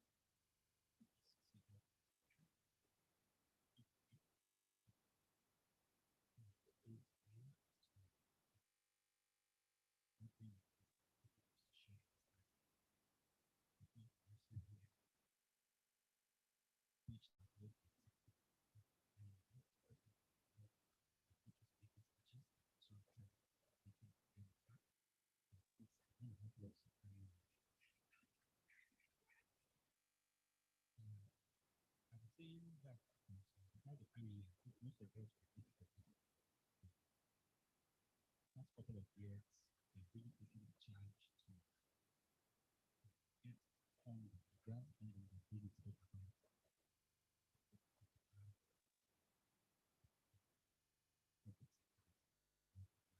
also have to appreciate the fact that USAID and Holland who took the lead to support companies in steady see from just a little bit of money to help us to improve things. Not just to go to the first round, also to be able to scale. That capital has been helpful. We have to helpful with their own support in many ways. Including grants, things like providing any capital that is below to expand, share knowledge. For us, really, we've been lucky because many groups have already been built by other developers, just have to code the same path. So when we collaborate, which I think connect really speaks, we're able to learn other developers, things like how to engage with the community. Because when you think about it, why we don't have like a home space because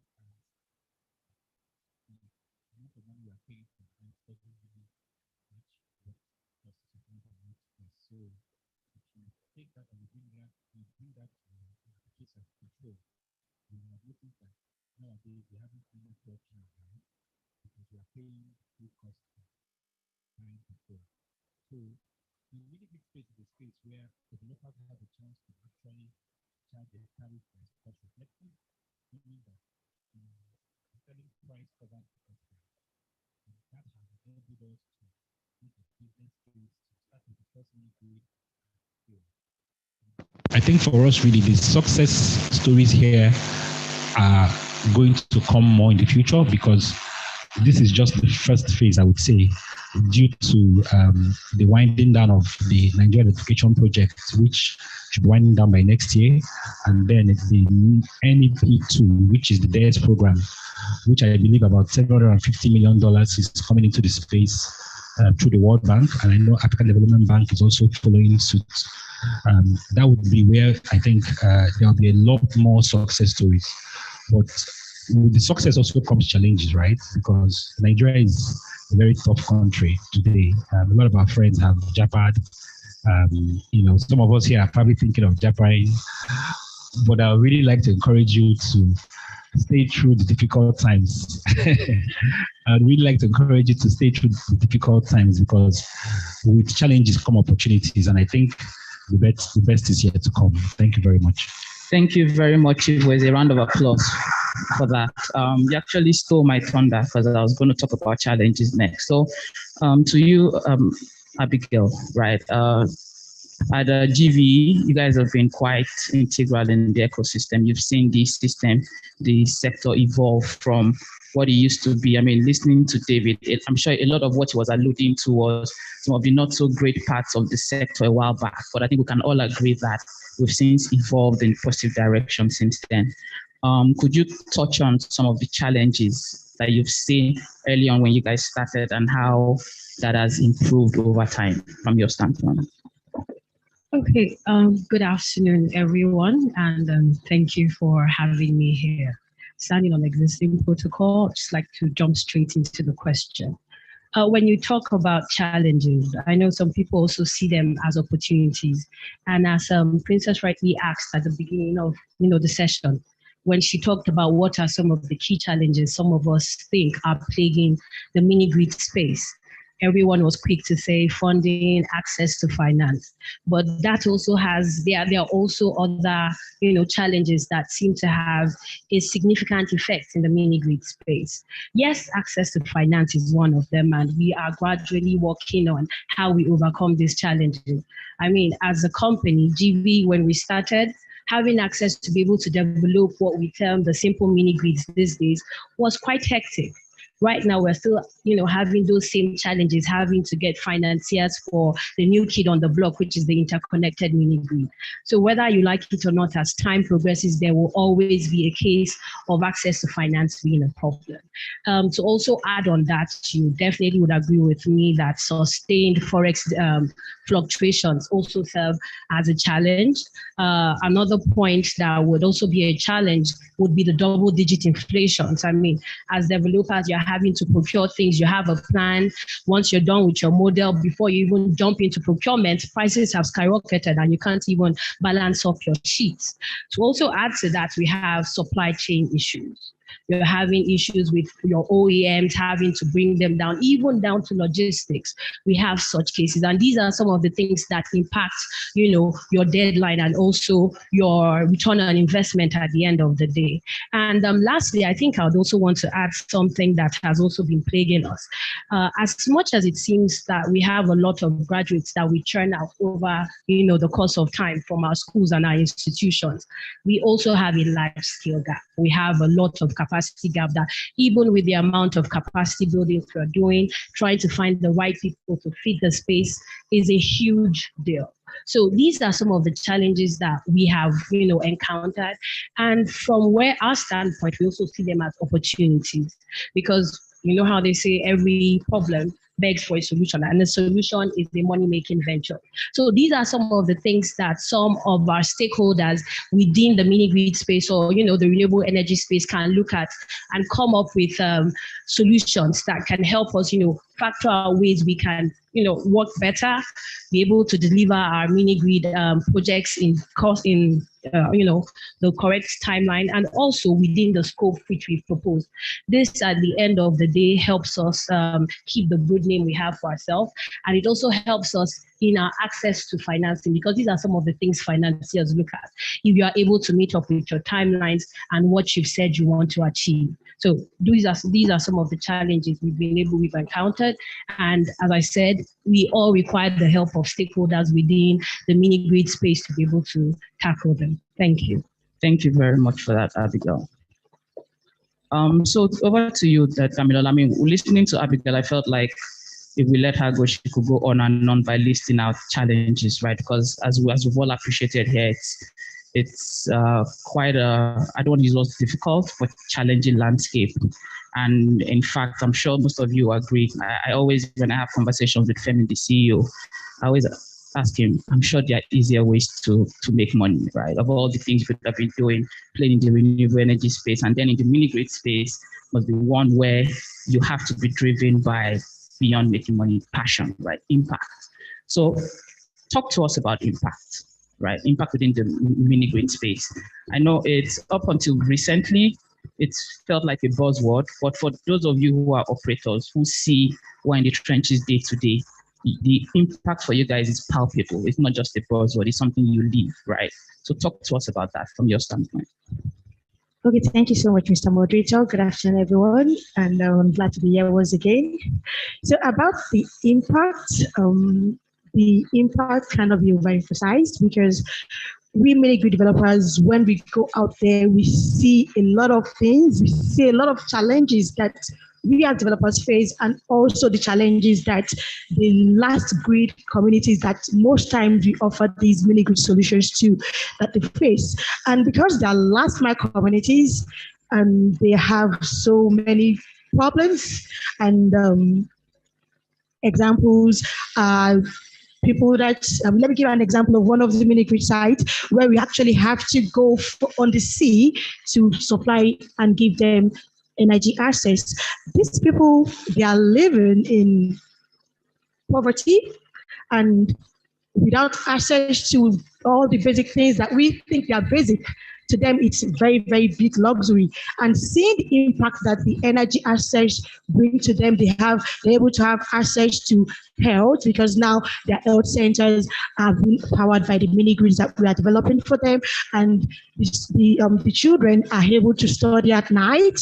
This is one of them. Even the children being able to watch TV, something that we take so lightly in the rural area. Ordinarily watching TV, it's like magic to them, because they're able to have access to energy. So for the impact, there are several aspects that these impacts that we actually have positive impact on. Another thing is that because of mini grid development, we're able to bring access to productive use of energy in all these communities. And these communities are actually like the lifeline of the country, because they are into agriculture. They are into, if you are going to coastal communities, they are into fishing. All the fishes that we eat in the cities, they are being brought from there. And if they don't have access to energy for preservation, then we are not going to be able to sustain the economy very well. So this is also another type of impact that that the mini grid space have on the economy. Another impact is that it also helps them to build their resources and revenue generation in these communities, especially when we focus on ensuring that the equipment that they actually need to produce some of the things that are needed in the country are being powered by the system. So these are very, very few of many impacts that that mini grid have on the economy. Thank you very much, Damilola. That was quite insightful. Giron, over to you. You're going to have to indulge me. I will use the stick and carrot approach. I'll probably use my stick first, but then hand you a carrot. It's taking forever to get our banks actively interested in the mini grid space, right? I won't ask you why. I think some of it we get, but the reality is part of the pain points the mini grid players have had to face Either two is because they've always said, for not your bank, but a number of banks have not exactly been the most pragmatic in coming up with solutions. The carrot here is, I know FSD for a fact, given our level of engagement, is starting to think through how they can potentially play a critical role in this space. So I guess my question is, give us an insight into some of the conversations going on today in FSD. How are you guys thinking about this space? Maybe start with renewable energy broadly, and then maybe delve into mini-grid specifics for the benefits of the panelists and those listening to us.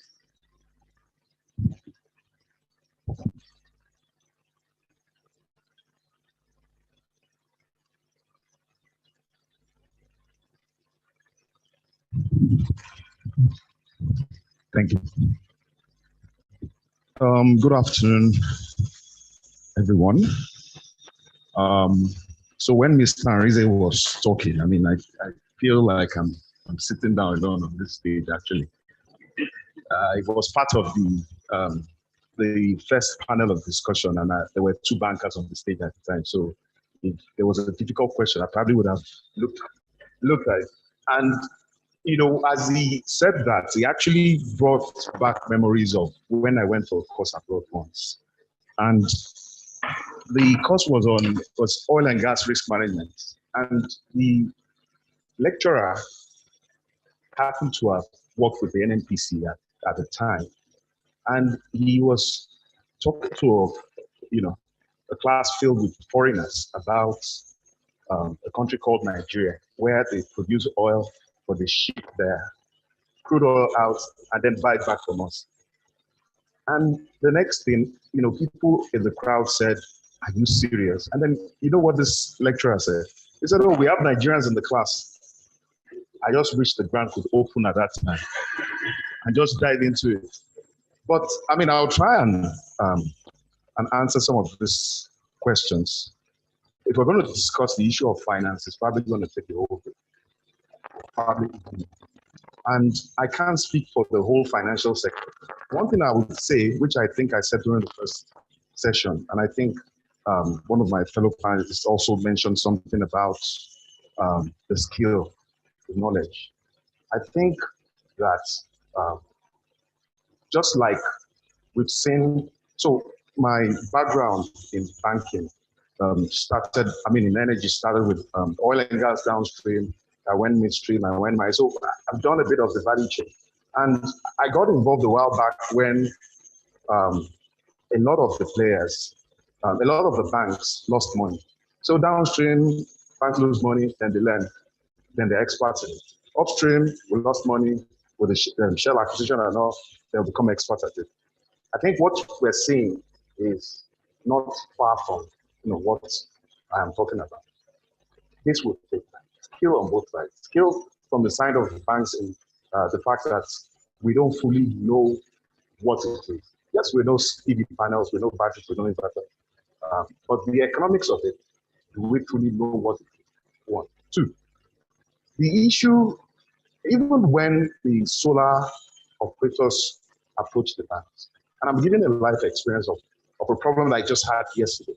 I have a solar, not a mini grid player. It probably has a PO with some big organization and doing some installation. And he's asking if we can finance. And we looked at it, gave him an indicator and said, we can deal. But the problem was he started with another bank that had issued an APG. Now, while the bank will not release the entire money, the fact remains that that bank has said, oh, we could do it. But what the bank did was they just picked the product off the rack, which was an APG product paper, offered it to the company, they issued the APG, and then the initial proceeds come in, and then, can I get the money and I need more? And then the bank says, no, we can only deal APG. That's because the player approached the branch. When the developers and operators in the mini grids, or even the industry at large, when you approach the bank, make sure you're talking to the right people. And talking to the right people means if the bank has the skill in terms of you have an energy, they focus on renewable energy, and for all you know, they may not even know. But the way I look at it is, finance is finance, project finance is project finance. Industries may differ, but the theory and how you apply it is the same. That's the same, right? And from that perspective, you need to talk to the right people, right? Because without that, it's just a waste of time, right? Now, I'm not going to delve into, I will take it as, I would assume we all know all the basics of you approach a bank, they want to know who you are, your antecedents in terms of what have you done before that. They'll probably ask you for your financial, and even when you look at the solar system, solar sector, a lot don't have up to maybe a 5-year, financials to show and all. And the reality is a lot of them from a risk acceptance criteria in terms of what their policy says is like the Bible. The moment they look at it, they're not thinking out of the box. But the reality is the market space is, for us as bankers, I see it as a red ocean, highly complicated. Without thinking out of the box, you can't find a solution.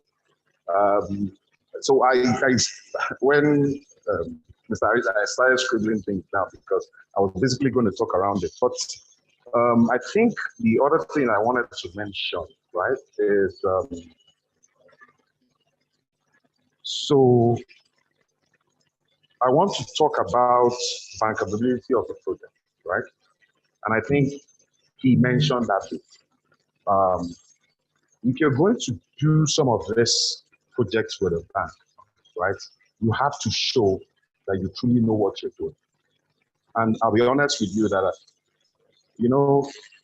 I probably review about maybe between 10 and 20 possible transactions in a month. I probably do one, the month I don't do it.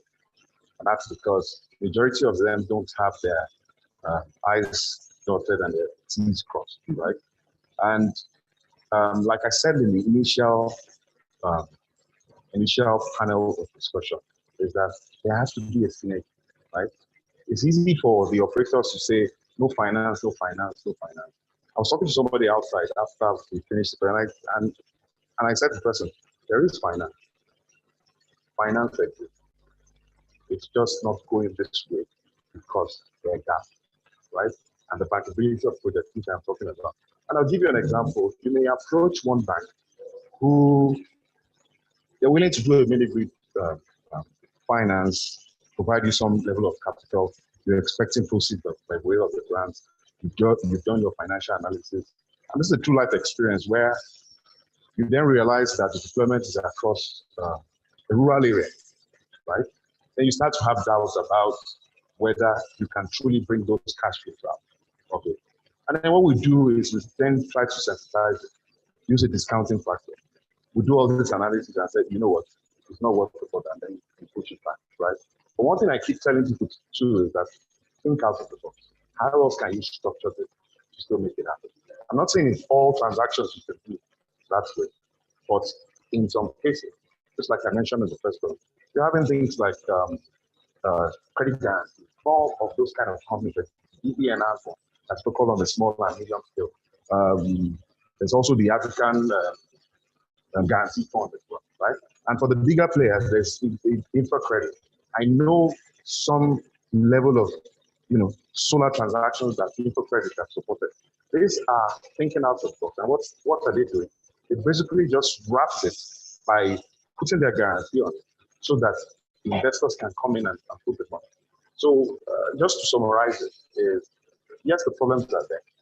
I think they can be addressed if both sides have all the resources that are needed to make it happen. I hope I've been able to answer a bit of it. Thank you very much. And I guess the key takeaway is that there is finance, important to have bankable projects, and 3, talk to the right people. And my guess is we have one of the right people sitting on this panel, right? So thank you very much.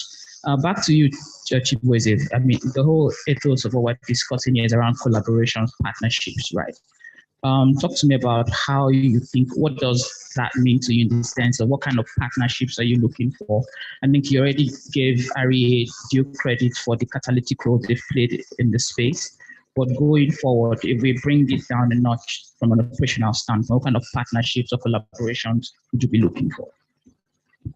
Okay, thank you very much. I think in terms of partnerships, for us to really scale, we need to figure out what are our strengths and then how do we play to our strengths. I think one thing you will observe, most people, if they wanted to build a house, they will be the ones to go and source the rods, cement. Some people, I know a man who he used to be a commissioner in my state, Abia State, and he was trying to do everything by himself to the point that instead of going to get a qualified architect to design his house for him, he got a student of architecture to design for him. And the student went and copied a fine house here in Abuja, took a picture, and tried to recreate that house. So imagine trying to figure out the internal design, the working drawings, the electrical, the mechanical, the architectural, the structural.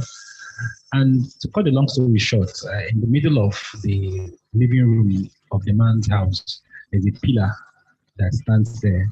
That pillar is there because without that pillar, the house will collapse. The man has tried everything he can do. He has called experts. They said, don't even try to touch that pillar. So when his executive committee friends come, with the governor and his daughter was getting married, they just laugh about the house. They just laugh and say, "Oh, guys, is this how your mentality is?" Why I'm saying that is because, for us to scale, we need to have those who are focused on developing projects. We need to have those who are focused on engineering, procurement, and construction, EPC. We need to have those who maybe go out to scout for communities.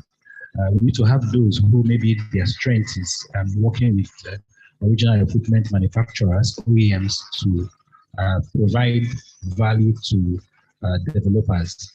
We need to have those who are involved in providing the money, be it the FSDHs of this world, the impact credits,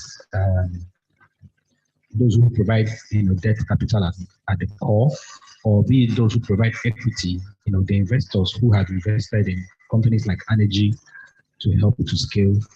Or are you talking about people like my friend David?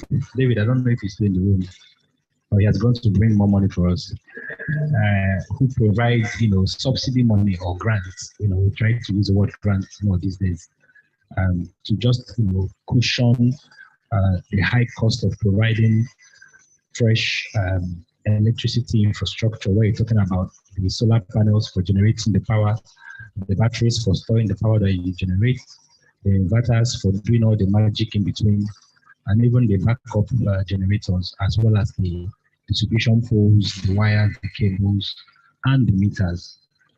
So when you talk about collaboration, who are you collaborating with when it comes to meter supply? Who are you collaborating with when it comes to figuring out how to build out the distribution network? Because maybe that's not what your time, and your time is better spent discussing with your bankers, discussing with your consultants, liaising with REA as a developer, liaising with product suppliers who can add value for you in that regard, because this is what they're already doing. And I think this is the opportunity for partnerships and collaborations, because for you to really scale, you need to figure out how to manage the risks. If somebody is going to give you money to build a house and you build a house and they come and they like what they see, and you're asking them for money to build more houses, maybe 10 more houses, their concern would be, can you actually deliver 10 houses in the time you promised you would deliver the 10 houses? Can you deliver the 10 houses to the same quality standard that we have seen in the first pilot house you have built? And most importantly, what's your plan beyond those 10 houses? And I think that's where we hear about the financial plan, the investment plan. I heard Diron talk about people who come to seek for funding, seeking for capital. And what that simply means is capital is basically around where you sit. It's just that sometimes it depends on how the package, maybe you might not release the approval for the funds to flow. But you also hear people say that capital is the biggest problem, access to capital. And I think that's not really the case, because the capital is there. I think the access is definitely there, because that's why we have people like Zero in the room. The question becomes, how do you package to access capital? Do you have the capacity to articulate the investment opportunity so that the one can stand in the management credit committee or even the board credit committee to put his name and his credibility down to say, look, it is worth backing this venture? Have you thought through all the risks that are involved with that investment so that rather than only think of what and what will go good, you might as well think of the things that will go bad and what you're doing to address those issues? So these are some of the things that we have to keep in mind as we think about collaboration, because collaboration cuts across the value chain, collaboration cuts across different stakeholders, both on the public side and on the private side. And we just need to understand what is it that we want to focus on so that we don't turn out to be people that can say we can cook jollof rice, ewedu, amala, everything, and we're experts in all of them. There must be one thing that we should be known for and we should be aspiring to do better at. Thank you very much, Chibueze. And I guess it's safe to say we're already collaborating here because I see you and you're already agreeing on a few points. So as we're making progress.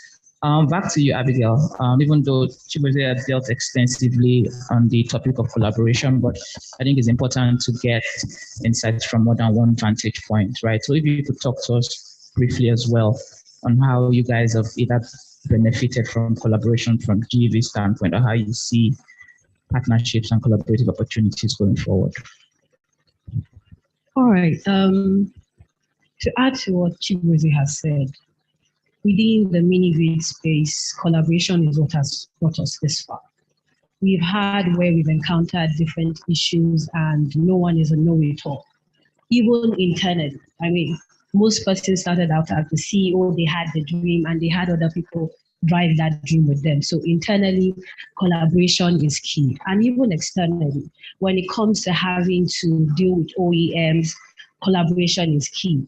Thankfully, we've been able to, most developers already are on the Odyssey platform where we collectively, procure materials. That is a key, winning slot for collaboration. And also moving forward, collaboration does not even necessarily have to be from the ends of development, even when it comes to the end game, right? The clients themselves. If the community does not collaborate with you, you cannot develop immediately.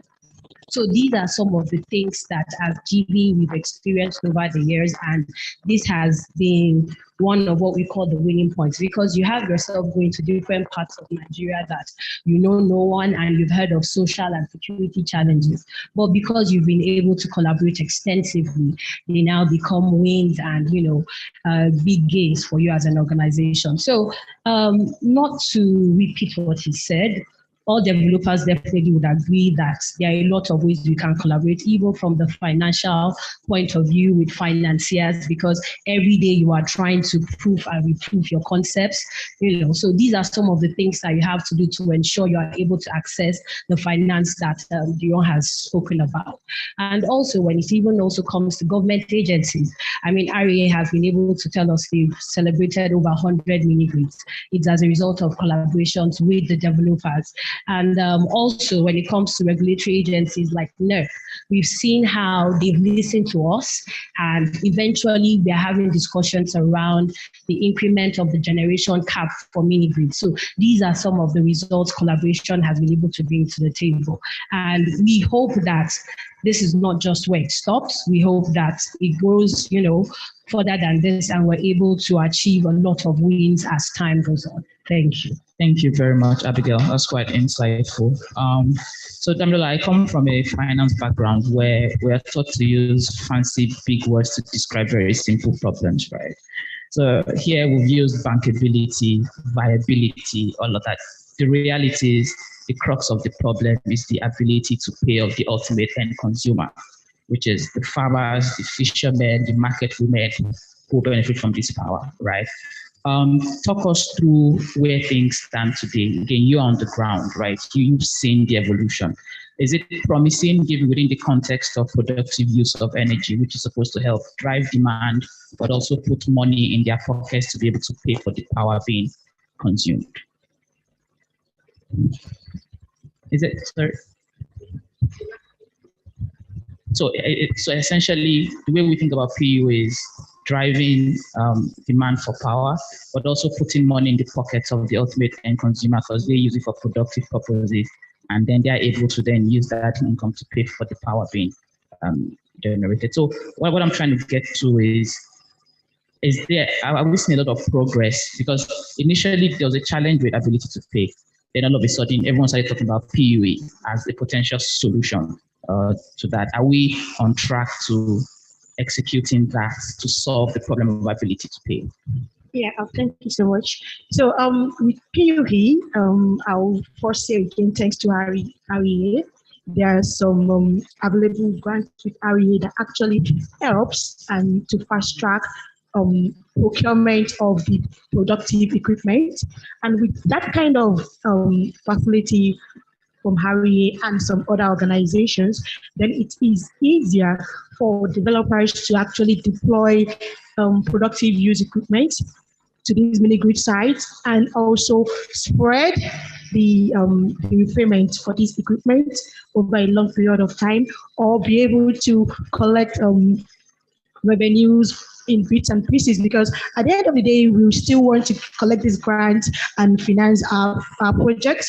But remember what David said and Mr. Dion here, that we have to ensure that these grants that we are getting, we have to also ensure we are using them as if they're debts, because it is with that that we can actually have sustainability. It's not about just getting the grant and thinking, yes, I have the grant and I don't care about getting the revenues back. So it is very important for us to get this revenue back. But yes, it has been easier to get to this productive equipment and also to recover the finances because of access to such facilities and models. Thank you very much. Okay, just to also add to what she has said. Over the course of the years, as developers, we find ourselves, having surveys and taking, reports from these mini grid communities. What do you want?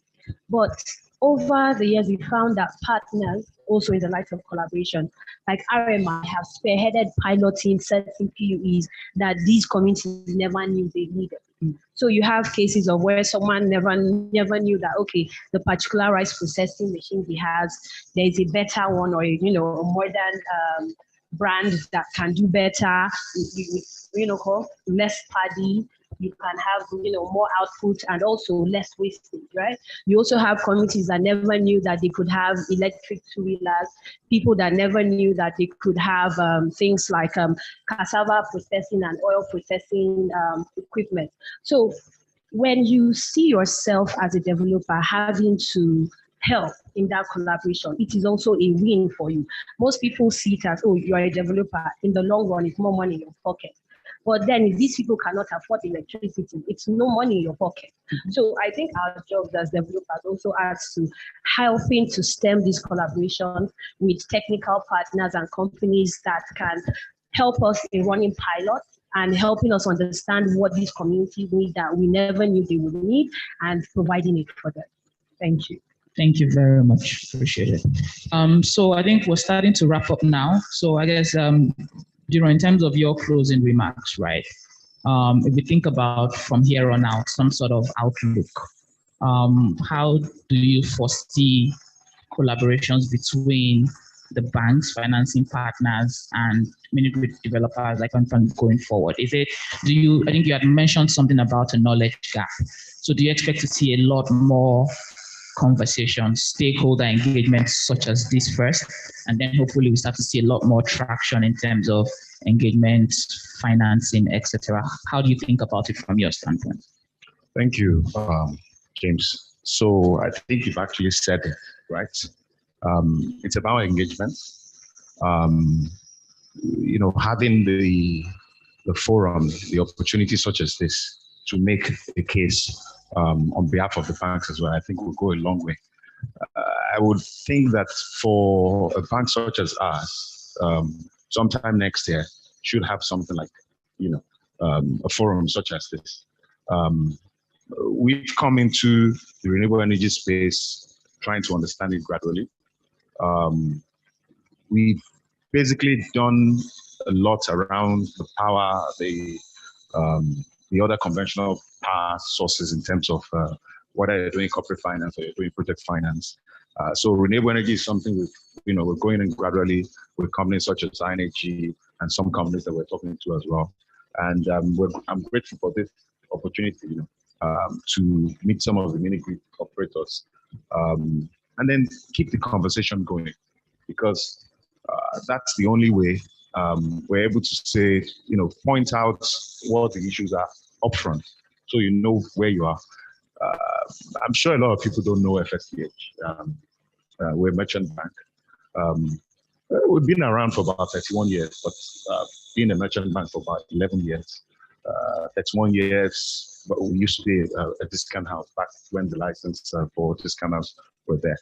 Now, why am I saying this is that as a merchant bank, we're small and nimble, right? And one thing I hope Arnergy can also testify to is the fact that when you need something, you can even pick up the phone and call our MD, like a relationship manager. That is true. So you know within a very short time if it's doable or if it's not. And the reason why we have no choice but to do that is because we deal in the wholesale banking space, and I mean corporate banking, right? And I'm competing against very large banks that have better funding. The only thing I can use to try and better them is in terms of customer service, right? So customer service doesn't necessarily mean I will do everything. It's just that I'll make sure I don't waste your time. And I would make sure and I will make sure that leaves the door open for you to, the respect will make sure you. So just to summarize and in closing, we are looking at a lot more engagement in terms of discussing with players in the sector. Because we don't do retail, you probably won't see us doing the commercial, individual, PV panel. But on an aggregated demand basis, we'll look at doing a lot more. But of course, we also still have a lot to learn. And hopefully we'll take it from there. Thank you. Thank you very much. In the spirit of modesty, we won't take full credit for planting the seed for something like this, but you're welcome. So back to the, if there's one thing I've learned is how optimistic entrepreneurs or operators are. So this is a tricky question, but I'll ask it anyway. And this comes from my engagement with Femi on a daily basis. It's always tricky asking operators what their outlook is, because I know you guys would say you're shooting for the sky. But I'll ask anyway. In terms of how you see the space evolving, if you could in 30, 45 seconds each just say what would be, it might be your vision, it might be where your strong conviction as where you think we're headed, just somewhere in between. Just talk to me how you see the mini-grid space evolving going forward. Well, I will tell you that you are shooting for the space or even beyond the space. But I would like to also say that what I'm seeing is us having more collaboration, not competition. Just like this event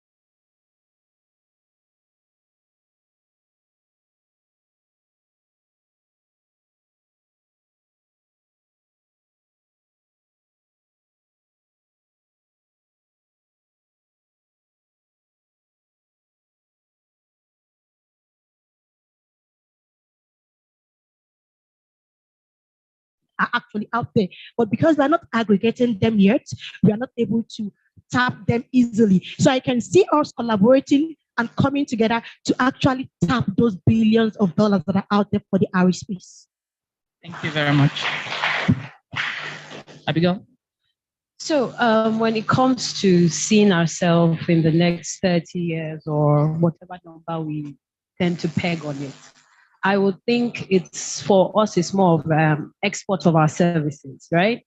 Nigeria is a big player. We are known as the giant of Africa, and it's not just in terms of population. I think it's going to get to a point where you have developers exporting these services and being known as developers in other African countries. Thankfully, in West Africa, Nigeria is like the biggest player. East Africa is already one.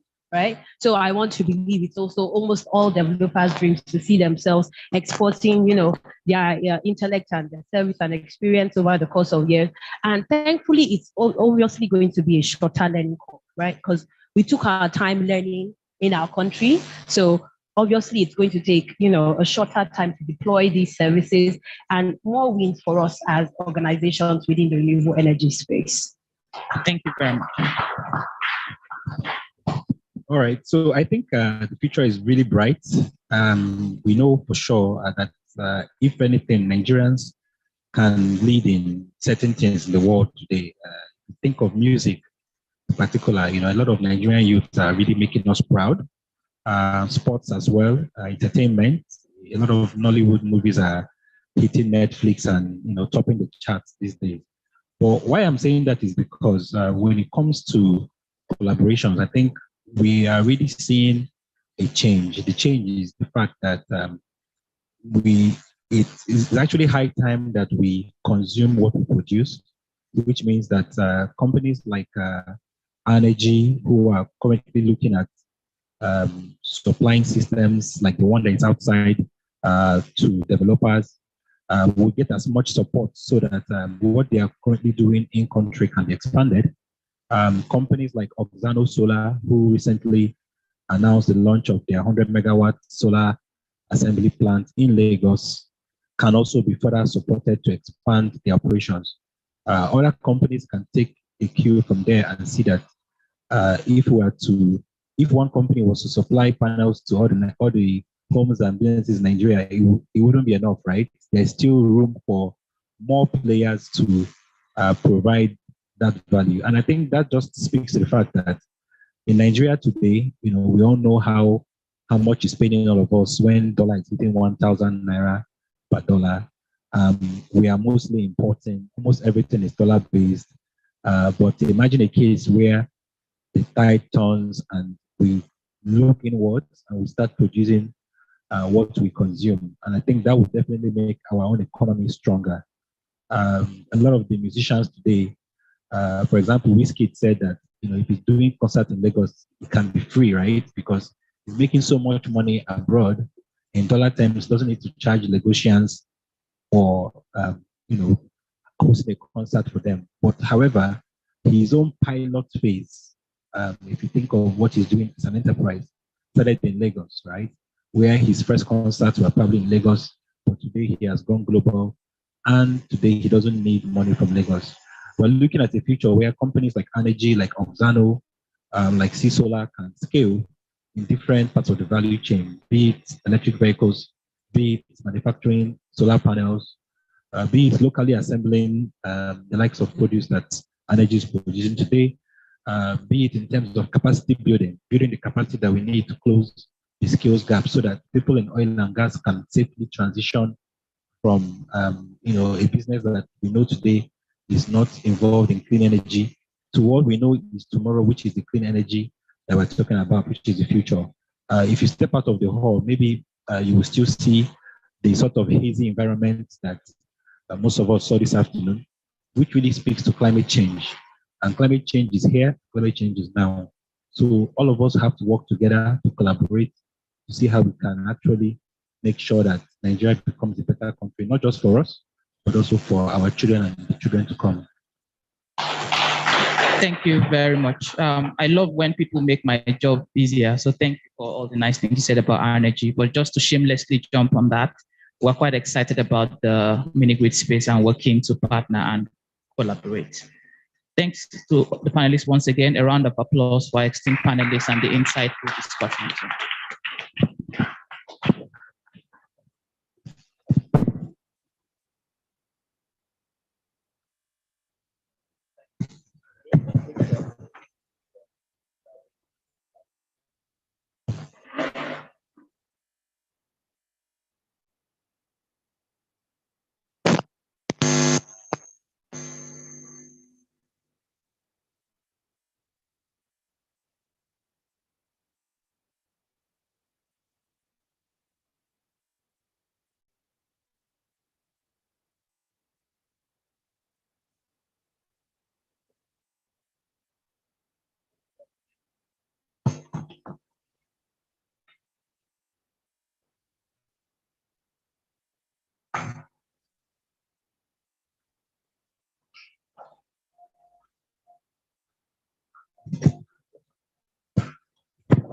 give our panelists another round of applause.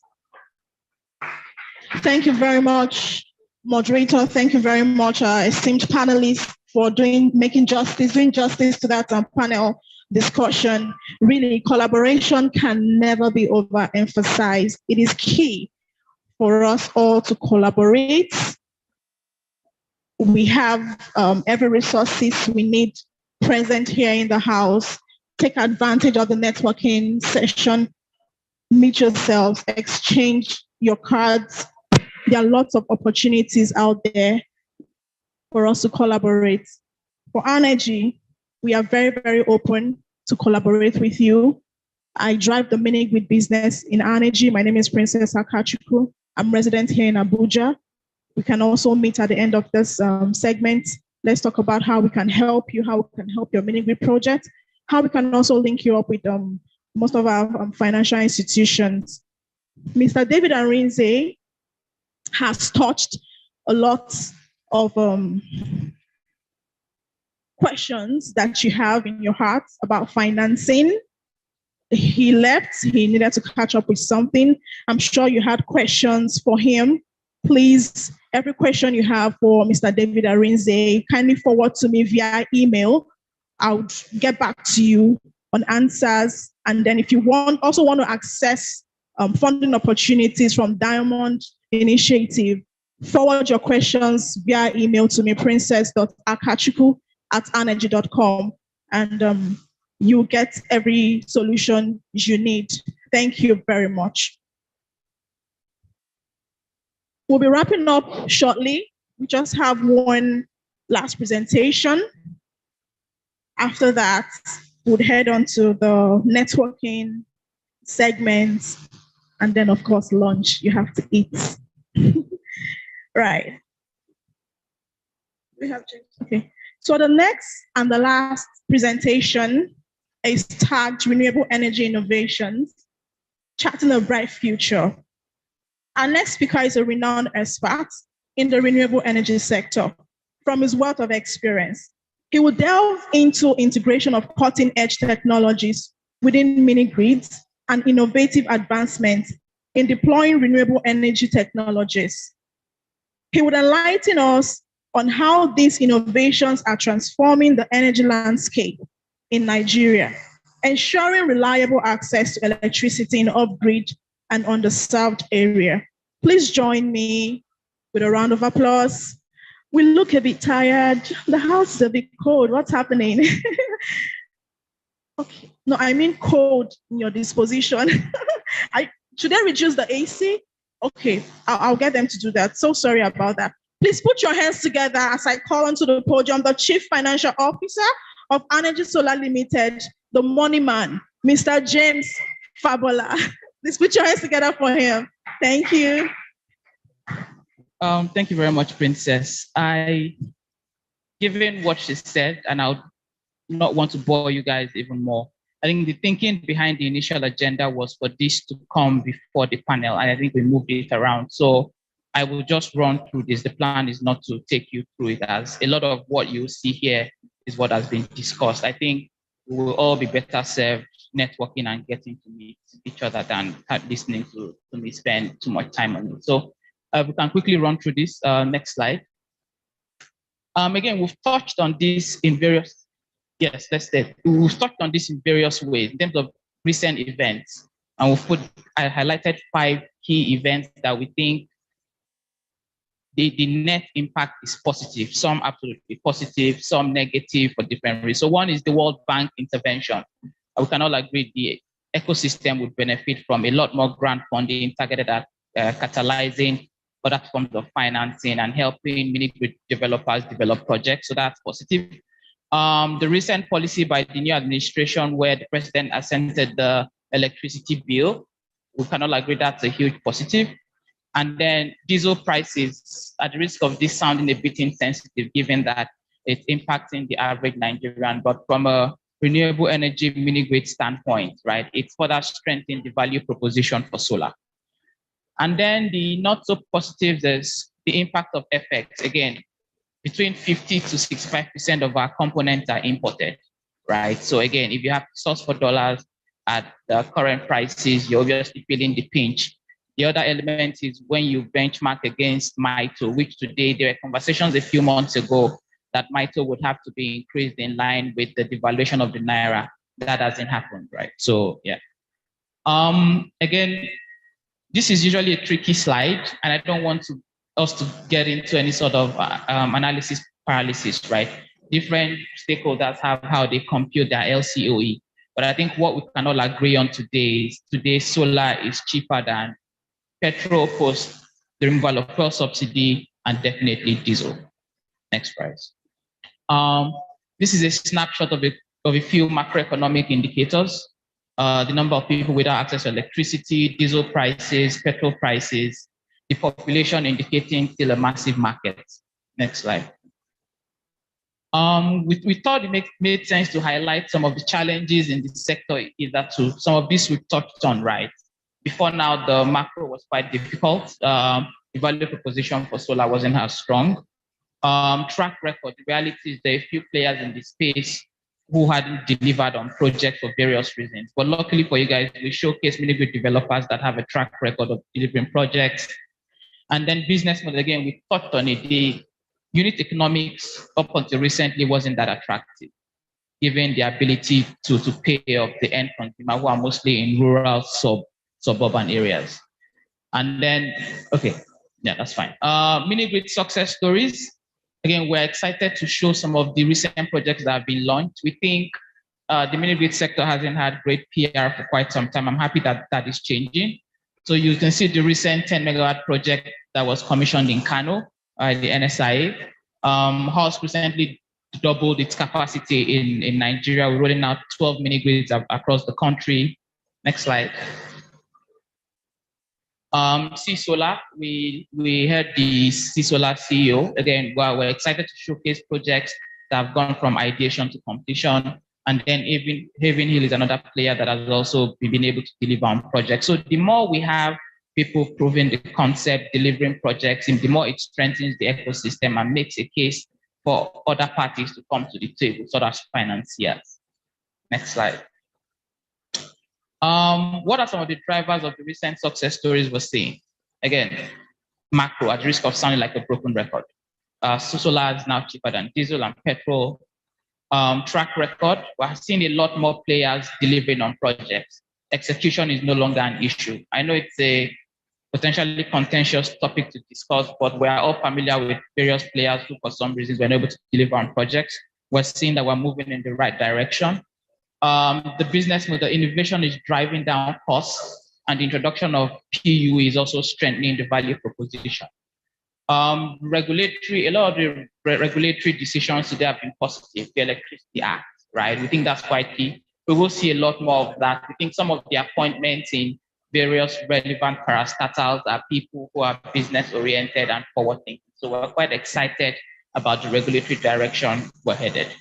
And then financing. Key stakeholders such as World Bank and REA are continuing to support the sector with critical catalytic financing.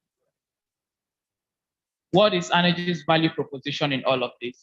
We think, given our expertise, our knowledge from executing mini-grid projects in the past, we can be a solid OEM partner. Our supply chain expertise, our relationships can help you source products in a cost-effective and efficient manner, while also limiting your FX exposure, because we can take on all of that burden for you, and then you can pay us in Naira. Market access. Go back a bit. Market access. Again, today, Arnergy stakeholders, you're aware of them. We have 4 investors who have a global network. You heard a lot from the panelists who are already thinking beyond Nigeria, right? I think it speaks to our spirit and resilience as a people. So while tackling the challenges in our local markets, we're already thinking global. Arnergy is able to provide that market access, either it's regional, whether it's continental, whether it's global. We're the right partner to talk to help think through thinking about some of those. And then stakeholder engagement. I think what I've seen happen in recent time is the crowding in of a lot more competent hands. The more you have right thinking, commercially savvy, well-intentioned people coming into conversation, the richer it is. This space is not one where too many cooks spoil the pot. We need a lot more cooks, right? A lot more competent cooks, a lot more collaboration, essentially. We're already doing this. We continue to drive critical engagement. Femi and I spend a lot of time talking to various stakeholders, both locally and globally. And we're able to drive conversations, whether it's with public and private sector players, in ways that benefit the entire ecosystem, including the mini-grid space. And then the third and final thing is, again, it appears like we're blowing our horn, but it's quite critical because every time we have conversations and potential financiers start to identify risks, the fact that we're in the conversation is already a de-risking element because they know our track record, they know our stakeholders, they know we are bankable just on the back of being in certain conversations. So in terms of de-risking transactions by being present and playing a critical role, Arnergy is also the player. In terms of overall output, right? We think population growth, the entire Nigerian demographic is quite strong, right? Again, whether you believe we're 200 million people or more than 200, it portends a large market. When you layer on top of that a youthful population where the average age is anything from 18 to 20, the demand for power, given also cultural trends around consumption of media, production, businesses will continue to drive the demand for power. And we think the ecosystem and the mini-grid space would benefit from that. We think the regulatory landscape would continue to improve, providing an enabling environment to scale. And then finally, we think innovation will continue to drive down the cost of components and then financing models that are tailored to the need of the various stakeholders, including the mini-grid players, will help to move the sector in the right direction. So again, a lot of this has been said at different points. If it had come before the panel, it would have come across as insightful. I can see some of you yawning. It's not my fault that it came after, but I'm hoping I was still able to touch on key points that we should keep top of mind as we continue to drive the sector forward. So without anything else on the agenda, I think the key purpose of this was to network, to collaborate, partnership. So we have a number of players here working. I can see a few familiar faces, keen to re-engage and have conversations, keen to meet new people, and ultimately from here on out, I think the whole point of this from Arnergy's standpoint was to facilitate critical conversation and engender collaboration. Thank you.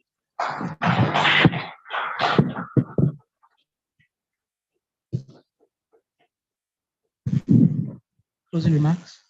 I apologize for having you.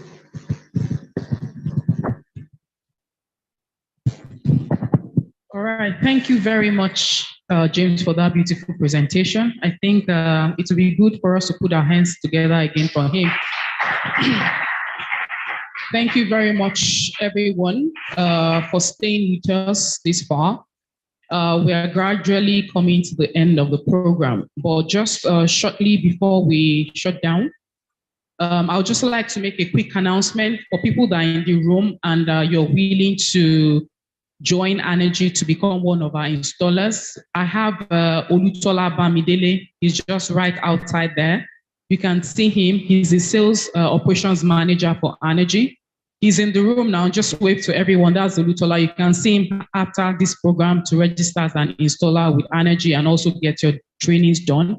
Then Bamidele Ahigbe, the head of technical delivery, is also here. If you want to learn more about mini-grid development and implementation, is also available to discuss with you and give you further insights. This is Bamidele Ahigbe. You can just wave to everyone so you can see him for the mini-grid project. So I'll just move on now to the closing remark.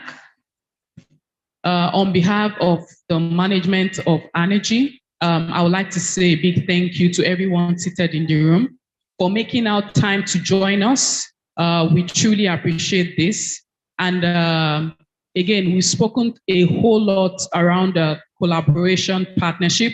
We look forward to collaborating with as many people as are interested and are also ready to work with Arnergy.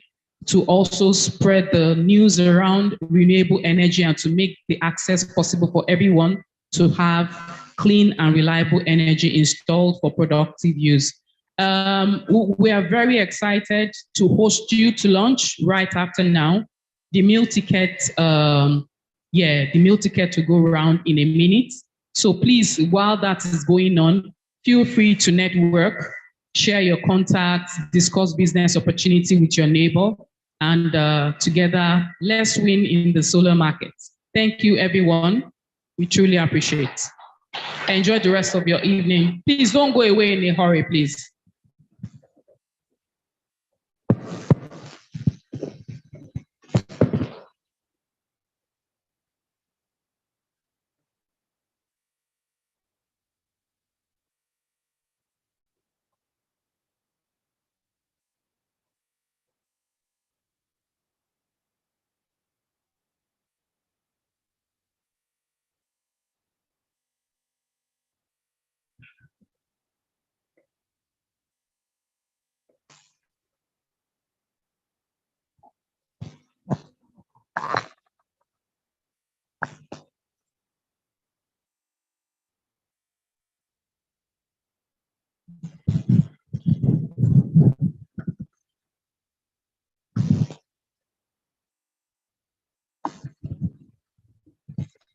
All right, please, while we are waiting for the meal tickets, please feel free to take pictures, selfies, good pictures, post it online, tag Arnergy, please, and you can put one or two things that you have learned from this event.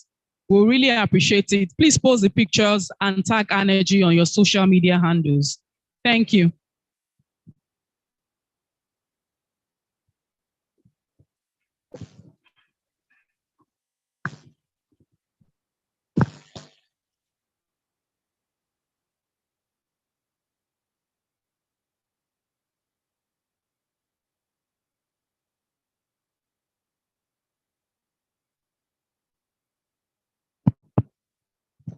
Okay, so I'm sure a lot of us have the meal tickets now. Please just stay back. The food will be served in here. So rather than going inside the main building, I won't be able to network. So please just give them about 5 minutes to set up. Please just stay back. Thank you.